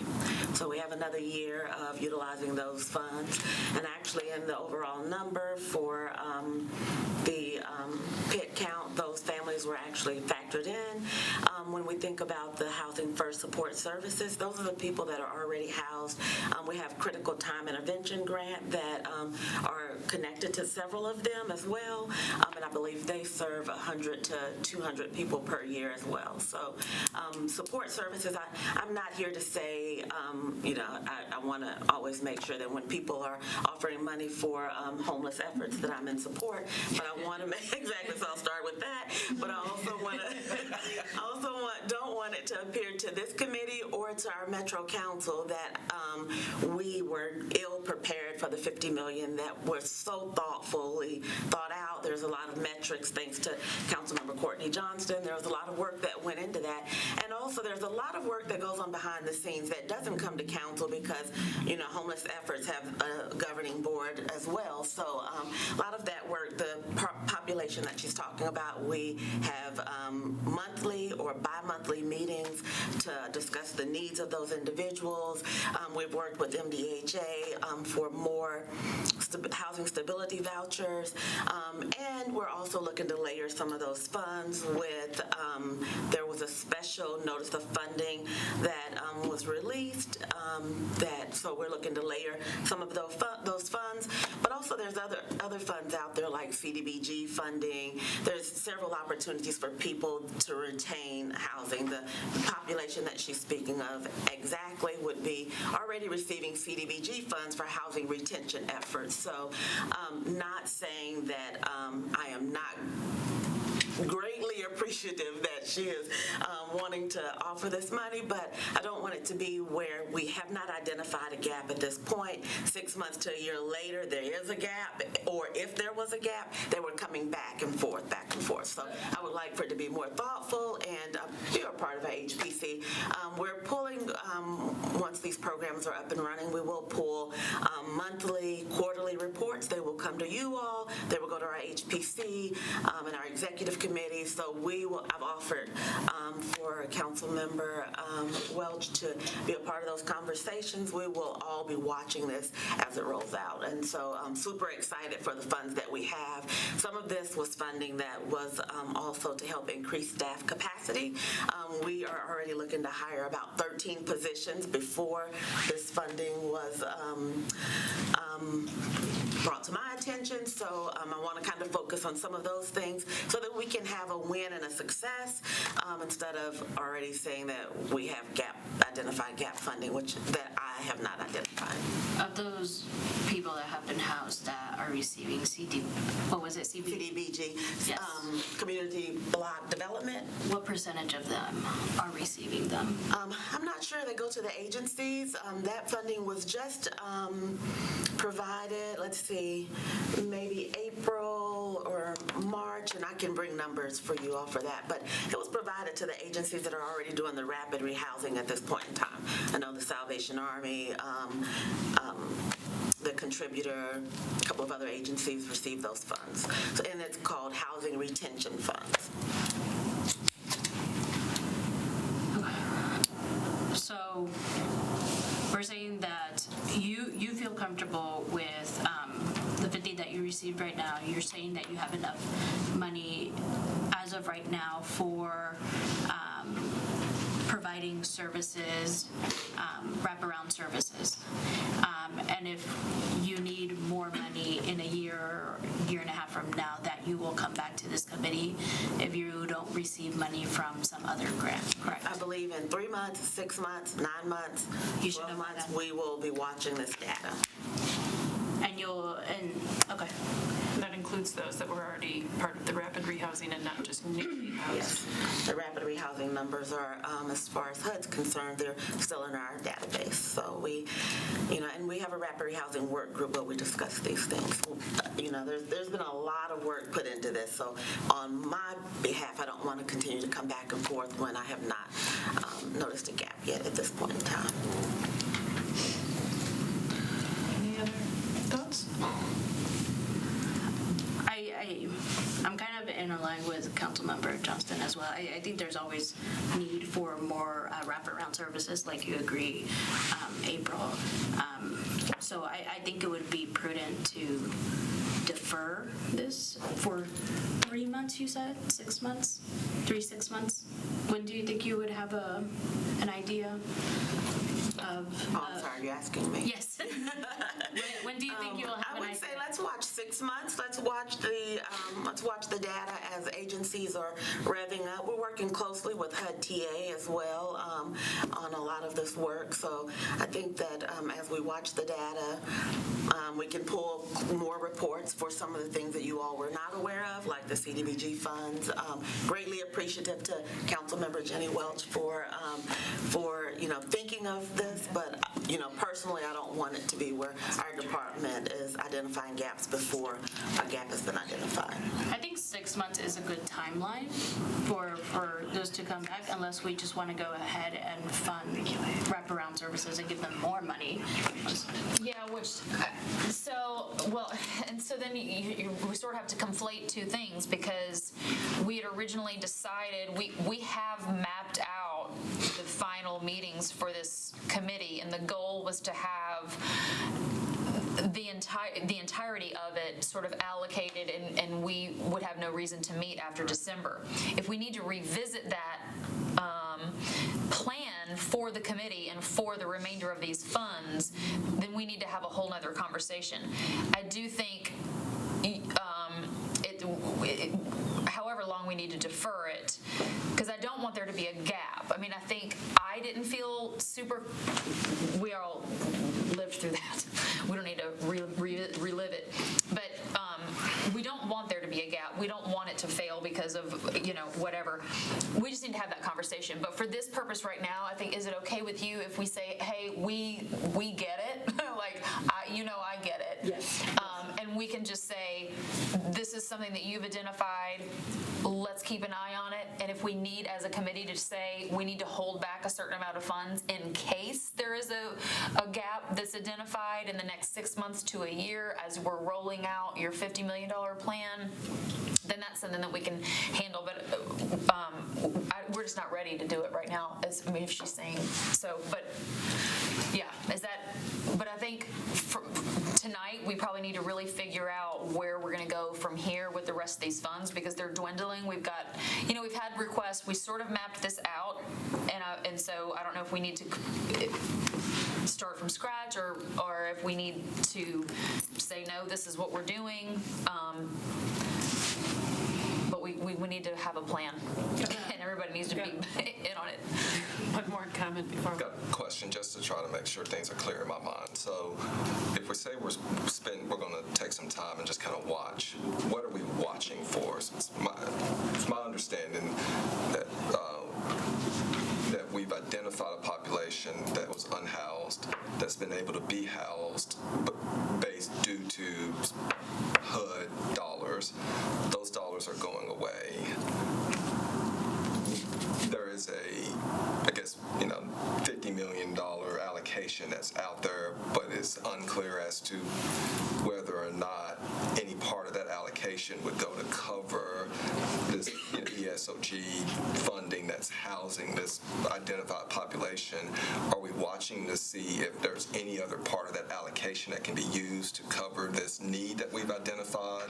Or are we watching to see if this population becomes housed otherwise? Or what exactly are we?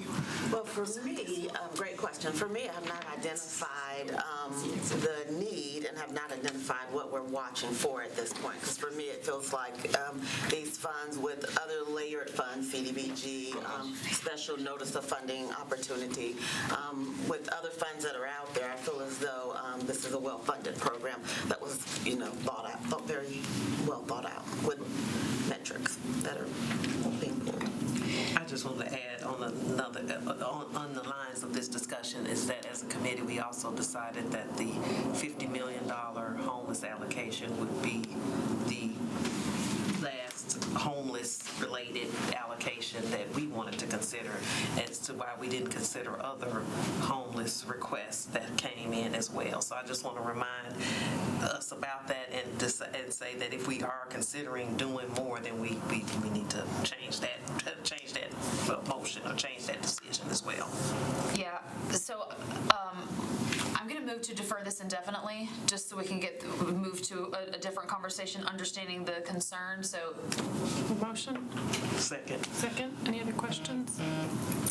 All in favor of an indefinite deferral? 1, 2, 3, 4. Against? Abstain? Okay. So 4 in favor, 0 against, 1 abstention. and that's not meaning we can't revisit it. I just want to get to that's the my vote. broader conversation. That's my general thing, right? We still have a responsibility of watching all of the reporting throughout all of the allocations that we have made. So even if we're not meeting in person, we still need to keep an eye on that. Oh, 100%. No, yeah, we just had, it was a meeting that you weren't there, that we had sort of said, okay, we've got all these requests, we've got this amount of money, what do we want to discuss moving forward? Because we're going to have to start prioritizing. We're down to the nitty gritty. So we had decided, we went through the whole list and said, okay. And to be fair, Mary Jo did send that to me. It's I had 2-3 events going on. Yeah, no, it's fine. I'm just saying, so we sort of, as a committee, decided, okay, we're not going to hear this group, which is at the bottom of the list, and we're going to, plan out these next 3-4 meetings or whatever it was to discuss these final requests and how we're going to do it. So now we have a discussion. Do we move forward the way that we had planned, or do we have enough consensus within the committee to say, wait a minute, we want to support these smaller nonprofits and create what you're talking about, which means some of this will have to go away 100% to create that fund, and then start a whole nother process of applying or however we want to handle it. So we just need to have that conversation. Let me just bring up, we may have 2, maybe 3 more meetings. We decided to group affordable housing and homeless, kind of the housing issues together in today's meeting. The next meeting in November is all the capital expenses. Thank you, guys. Are all of the capital requests. And I will say, I won't be here on the 9th. I can move this meeting later in the month. I can also have some of the folks from the mayor's office come. I would prefer for you to be here. I think it's really important. You've been through this whole process, and you're sort of like the nucleus of it. And so I know you're having some stuff going on. So if everybody's okay with it, I would move this back to the whatever in November, or if we need to have 2 in December, I don't know. It would be late November and then the December one. And I'm sorry, I sent it all to you in your meeting, but I don't have a printout of it. But it's the updated proposed agendas. Yeah. If you're looking at that. And the intention of that, this is kind of our 3rd meeting with this spreadsheet, is to say, you can see what's coming up down the pike, so that if you want to make, a vote today that is going to impact the next meeting. So if we recommended for approval everything that's on the next agenda, then we're done. Yeah, where are we now? Okay. At know we made allocations last week. Sure, let me do that for you real quick. And with today. Yep. So let me, I have to, pressure to do this on the spot. Is it okay if you send it to us tomorrow? I mean, Yeah. He's like, I really want to leave. Well, I mean, I don't think it's right No. to put you on the spot here. Let's update it. I mean, let's just agree. Let me say this. I really like the notion. I really like this document because it gives us an aspirational road for the next 2 to 3 months. At the same time, if I get to November, December, and aspiration, and we haven't gotten the work done because of the nature of the discussions that we're having, nobody's saying that we're fired from the committee, right? Like we can meet, we can agree to meet again in January, February. And so I just want to leave that open, right? Open to the possibility, as opposed to rushing through and feeling boxed, because these are, especially for those of us that are not on the council, this is a lot of information to digest, to take the time, to carve out the time to actually digest all the information that's coming our way, right? And try to make some informed decisions. I'll give you some really high-level number just for, so if we had roughly 130 million in the second tranche, we did 50 million in affordable homelessness services. Thanks, Court. We had, then next was 10 million in participatory budgeting, roughly 8 million in workforce development. We did 30 million today, and then the 500,000 today, and the 1.6 million. So we're at roughly 30 million. Well, right to counsel, we had the yes, sorry, 13%. And I'm going to send you all those updates. I was just, instead of updating after last week, I was waiting for this week too. Yeah. So we were back to back. Yeah. So you'll see that same sheet that has every resolution, or if it's not been to council yet, I'm just going to keep that going. But you're going to be right around that $28 to $30 million mark. That's assuming we approve everything, right? So I still think. That's assuming council approves. Council's approved the 50. Yeah. Nothing else but the 50 has gone to council yet. So by mapping out the additional requests, we have more on the agendas than we have available. The next two agendas total almost $40 million. And we have between 28 and 30 left. So, that's not going to happen. If we decide we want to have a pool for nonprofits, at some point someone's going to have to decide, make a request, a proposal of saying, we want X dollars and this is how we want the program to run. We want it to only be for, I don't mean only, but there's so many. Do you want to narrow the focus of the nonprofits? Do you want to do this? We've talked about this and it went away. It came back up today. I'm okay with that, but it went away because we said we wanted to provide funding for larger scale initiatives rather than some of these one-offs. And we called initiatives as packaged, whether it be today housing, the workforce development, we got to housing through rent and immigration support services and right to counsel. A lot of that was related to housing. So if we do a just pool of money, how do we then, it doesn't have the same scale, and that was what I heard from you all the first time. If we're going to reopen that and decide we want to do it, there's a whole lot of logistics to put together, but probably most importantly is the funds that you want to keep in reserve for that. So you got to carve that out of these items that are on the agendas, which is doable, and there's a couple different ways to do it. I'll point out. For example, if we decide this agenda for for December 14th is $3.9 million, $4 million, we have 28 left. So then we say 24 million we leave for this pot. Well, as an example. Right, but if somebody wants $5 million for nonprofits, then you got 19. Well, we wouldn't get, we would have to say we have 24 million left for nonprofits, listen to their proposals individually, and then decide how much. Does that mean we're going to do nothing else? It probably wouldn't be. I'm just asking, or making a suggestion. I think we all have to individually go think about this question, right, and put our thoughts. My concern is what do you get from scale, I heard this committee say, we don't want to just sprinkle. We could sprinkle a couple 100,000, 50,000s, 100,000s, we could sprinkle that.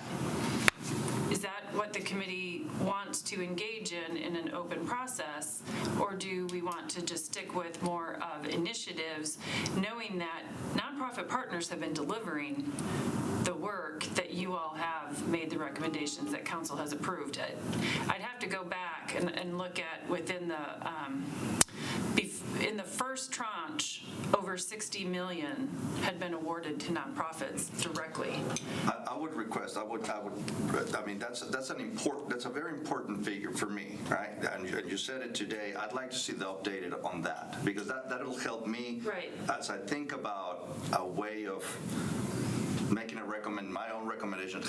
What do we do for the next 3 months? Okay.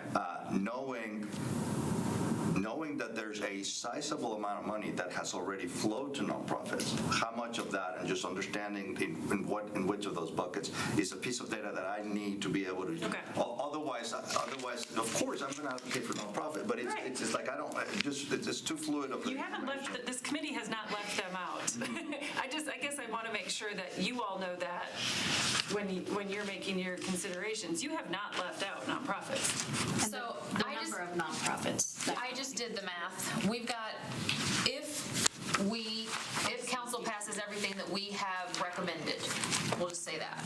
If council passes everything we've recommended, we will have 29 million and some change.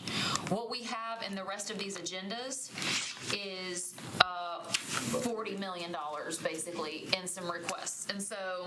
And I will say that 40 includes, I threw out the number of 3 million from a holdback. That was simply in case we had some city emergency, some COVID issue, some overrun on one of these programs that we funded that comes back and says, I can't complete it without whatever. That doesn't have to be there. So I just want to I want to be very transparent that was also There's also capital projects, right? Well, and but that's part of the request, though. Right. That's part of the $40 million request. And so do we? That will pass. Exactly, 100%. Because there's some of these I 100% disagree with, and I'm going to fight them like hell. So, oops, sorry. So there's that. And that's why I laid that out so that you can see if you're like, yeah, I see that on there, but I feel like there's still a better use of those funds, you're going to make a different recommendation with those funds. Yeah. That's why I wanted you to see that. I will say a little bit, just transparency on that, just having some amount of, I don't like to call it reserve, but that we don't yet allocate is we have tried to optimize these funds by using FEMA dollars. So a lot of our COVID costs we're charging to FEMA. FEMA's not necessarily going to approve everything we submit to them. We've gotten pretty good. We have excellent consultants, and we're getting, feedback on some of our early submissions so that we know now, okay, this isn't going to go in a FEMA bucket. This has to be covered by ARP. This isn't, this has to be covered by, but, we still have submissions from CARES Act that we don't have obligated just because FEMA is that backlogged when you have every city, state, every community is eligible for these FEMA funds. So it would also be nice just to have a little bit. I think it's smart to do that. I think it's totally smart to do that. That's why it's a very arbitrary number. I tried to get it as small as I thought would be meaningful, but that's where we're going. So we can entertain the nonprofit open application. I'll add one other crazy idea. Keep in mind, we can appropriate everything, and some folks will have to return some of it for unspent funds. Mm-hmm. And that's not a negative for those organizations, but think about, there's one thing we did with small businesses. We had $2 million for nonprofits. There was about $200,000 that didn't get allocated. It was held by Office of Economic and Community Development in case any of those nonprofits needed it. Well, they didn't need it. So that's going to eventually come back for reallocation. Those amounts might add up. And if you want to create that to be the toggle, like at the end of the day, left over, we're gonna make. Yeah, we're gonna spend You it know what I mean? right. Like, we need to make a toggle, if you remember, and that's my word, calling it a toggle, but we did that with the CARES Act that says, once we get to all these pluses and minuses, we're gonna use that for public safety salaries, because that created the reserve to allow us to continue to spend those dollars. We could do the same. That's a lot, but I'll put some. Yeah, and we want to run this process and see, I mean, it sort of will flush out at the end, right? Yeah. And we can take the approach of, let's flush it out at the end and see what's left, and maybe part of that is what we create a nonprofit pool for, and then that toggle, or as we get these data points, amongst those, we can make recommendations to you to, you know what, let's create it now as opposed to in 3 months. But I'll definitely give you the list of all the nonprofits. I have all of that really fast. The pieces that I need to pull out is how much of the 50 million, and although the 30 is not approved by council yet, since we made that recommendation today, I'm going to include that. And I'll pull out the pieces of those that are going to nonprofits, like even like the 1.6 million that we did with MDHA today. That's all to be subcontracted with nonprofits. But that's kind of convoluting because, or confusing, because, or not How about if I not identify it as as objective, direct and because some of indirect? those nonprofits,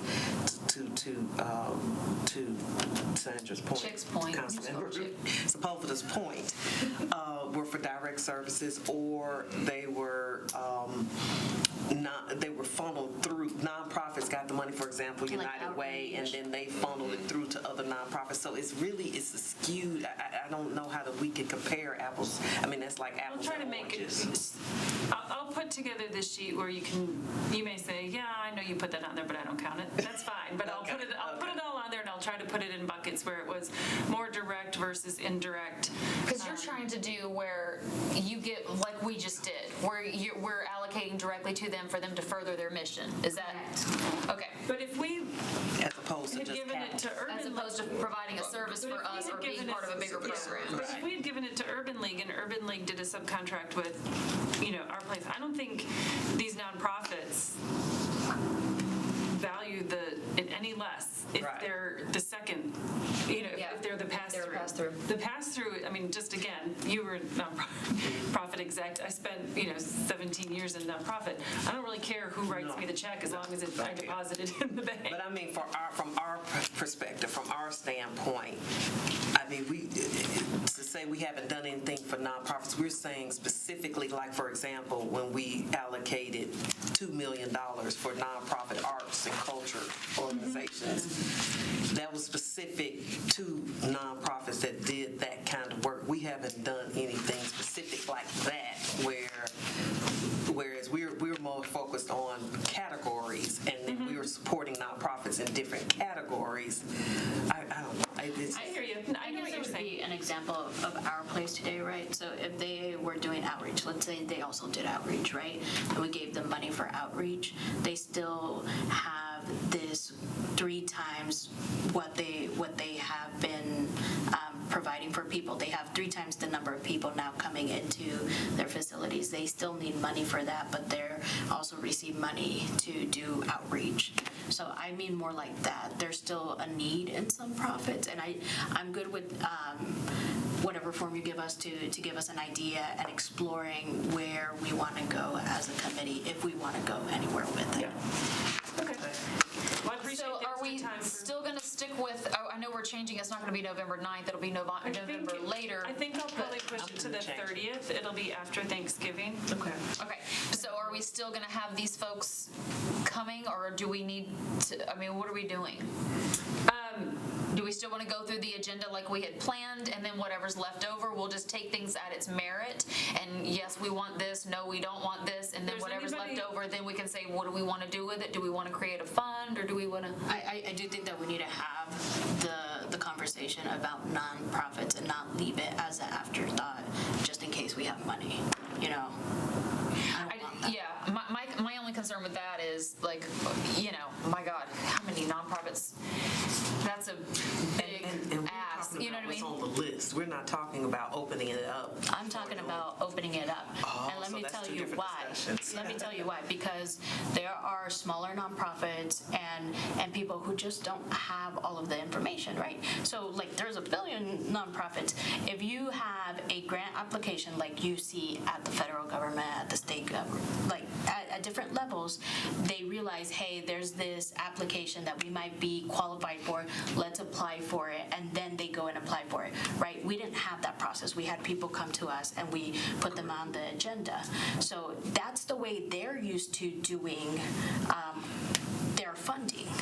But they can still do that. What we did, instead of, we really don't have the capacity or the time to allocate funds to every single And you'd first have to individual write nonprofit. your But criteria. But what we We did could is, have what another we group did is do it. allocated funding to United Way and other nonprofits that will, and even with the homeless allocation, that we allocated the money so that they can do the individual grants to the smaller nonprofits. could So do the that. smaller nonprofits that you're talking about, whether they're working in workforce development, child care, whatever Right, it like some of is, the Urban League is they gonna get need to, passed. we need to direct them to those organizations that are making those allocations, in my opinion. I mean, I just don't We think could that do it's it a different feasible. way. We could give a that we could do. chunk of money to an organization that then does the grant application for these nonprofits. But how do we My specify thing, what then we would, serve- what- if we want to do that, right, we would sit down and figure it out as a committee. There is absolutely a need, and I tell y'all this because I've gotten calls, Yeah. and I tell them, contact Mary Jo, and sometimes they don't do that, right? But there are nonprofits who just aren't aware of the funding. But I'm going to just make the argument that most people, if they've said, contact Mary Jo, they've contacted me, and they all made the list. And the other You can say they don't know, but you told them, and they didn't. And sometimes it's not me telling them. Sometimes it's, hey, I have a nonprofit in my district. How do they go about applying for funds? And it's me. Have them contact Mary Jo. And then it's another person in between this, like, But we have chain of people. We have to direct them to that service. I mean, that when United Way was doing the rent mortgage relief, I had nonprofits in my district contacting me. I told them to contact the United Way, And so we that put it they got the grants through Mm-hmm. United Way, not through this committee. So I think we need to think about that in the same way when we're talking about smaller nonprofits, not making direct allocations to them from this committee, but figuring out what service they're So we did providing it for and small then business direct them. relief, right? So these are businesses, but they're nonprofits, right? So why don't we think of them No, as we small gave the money businesses? to Pathway. That's why. And So why don't we give Pathway money to made Pathway and have Pathway give it to nonprofits? Well, we could, but again, is this for nonprofits? It's just any nonprofit, and then they'll decide. There are still nonprofits that struggled throughout the pandemic that we did not help, right? And what kind of service do you get? Different services. I mean, it's up to us. We could think about it. We could go think about it. If we don't want to do it, we don't have to do it. Yeah, they're. I think we just want to be impactful. And maybe $10,000 is impactful for a small nonprofit in a local community, is my argument. I get it. I just think we're so far along in this process that, it's, you know, But that, we set should've- the timeline. Well, we set right, and we yeah, we've already. It's kind of already Right. sort of done. I don't know. It's Do like, you want me to add this to the November agenda? I well, don't know how much time we all I have think- with all the November, capital. we won't have time to. I know. I really think, you Well, know, we have still to have time. to your point, I think there will be $1 million or $2 million or whatever that's going to be left over, because I think we're going to have some things that we're going to say no to. And I think when you're talking about, you're right, $5,000, $10,000 can be, you know, mind blowing for some folks. I think that we can't. Not that it's an afterthought. I mean, I guess you can call it that, but it sort of is even now, because we're 2 years. Well, you know, 2 or whatever, however long we've been doing this, feels like however long. I mean, this is sort of something late in the game that we're saying, hey, wait a minute, we feel like we want to reach out to these folks. So it's not an afterthought, but it is late in the game. And so let's deal with the requests that have come in that have done what what they were supposed to do. Not that, don't read into that, but I'm just saying what's already on the agenda. Let's decide what's on the agenda. What we have left over, we can then say, let's make this money count with like what you're saying, possibly. I just think it's not fair to say, well, wait a minute, we want to pull out $5 million when we've got already this request and we've got this much money. We're going to take even more of it out and take away from people that have been sort of in line for a really long time within how we've, as a committee, decided to do this, a year ago or however long, like I said, for ARP funds. I mean, it's frustrating because there's just not enough money. It's just, there's just no way to. I mean, like, this is what I'm thinking about when, like, this conversation about nonprofits. Are we talking about giving money to nonprofits because they struggle for COVID? Here's some money.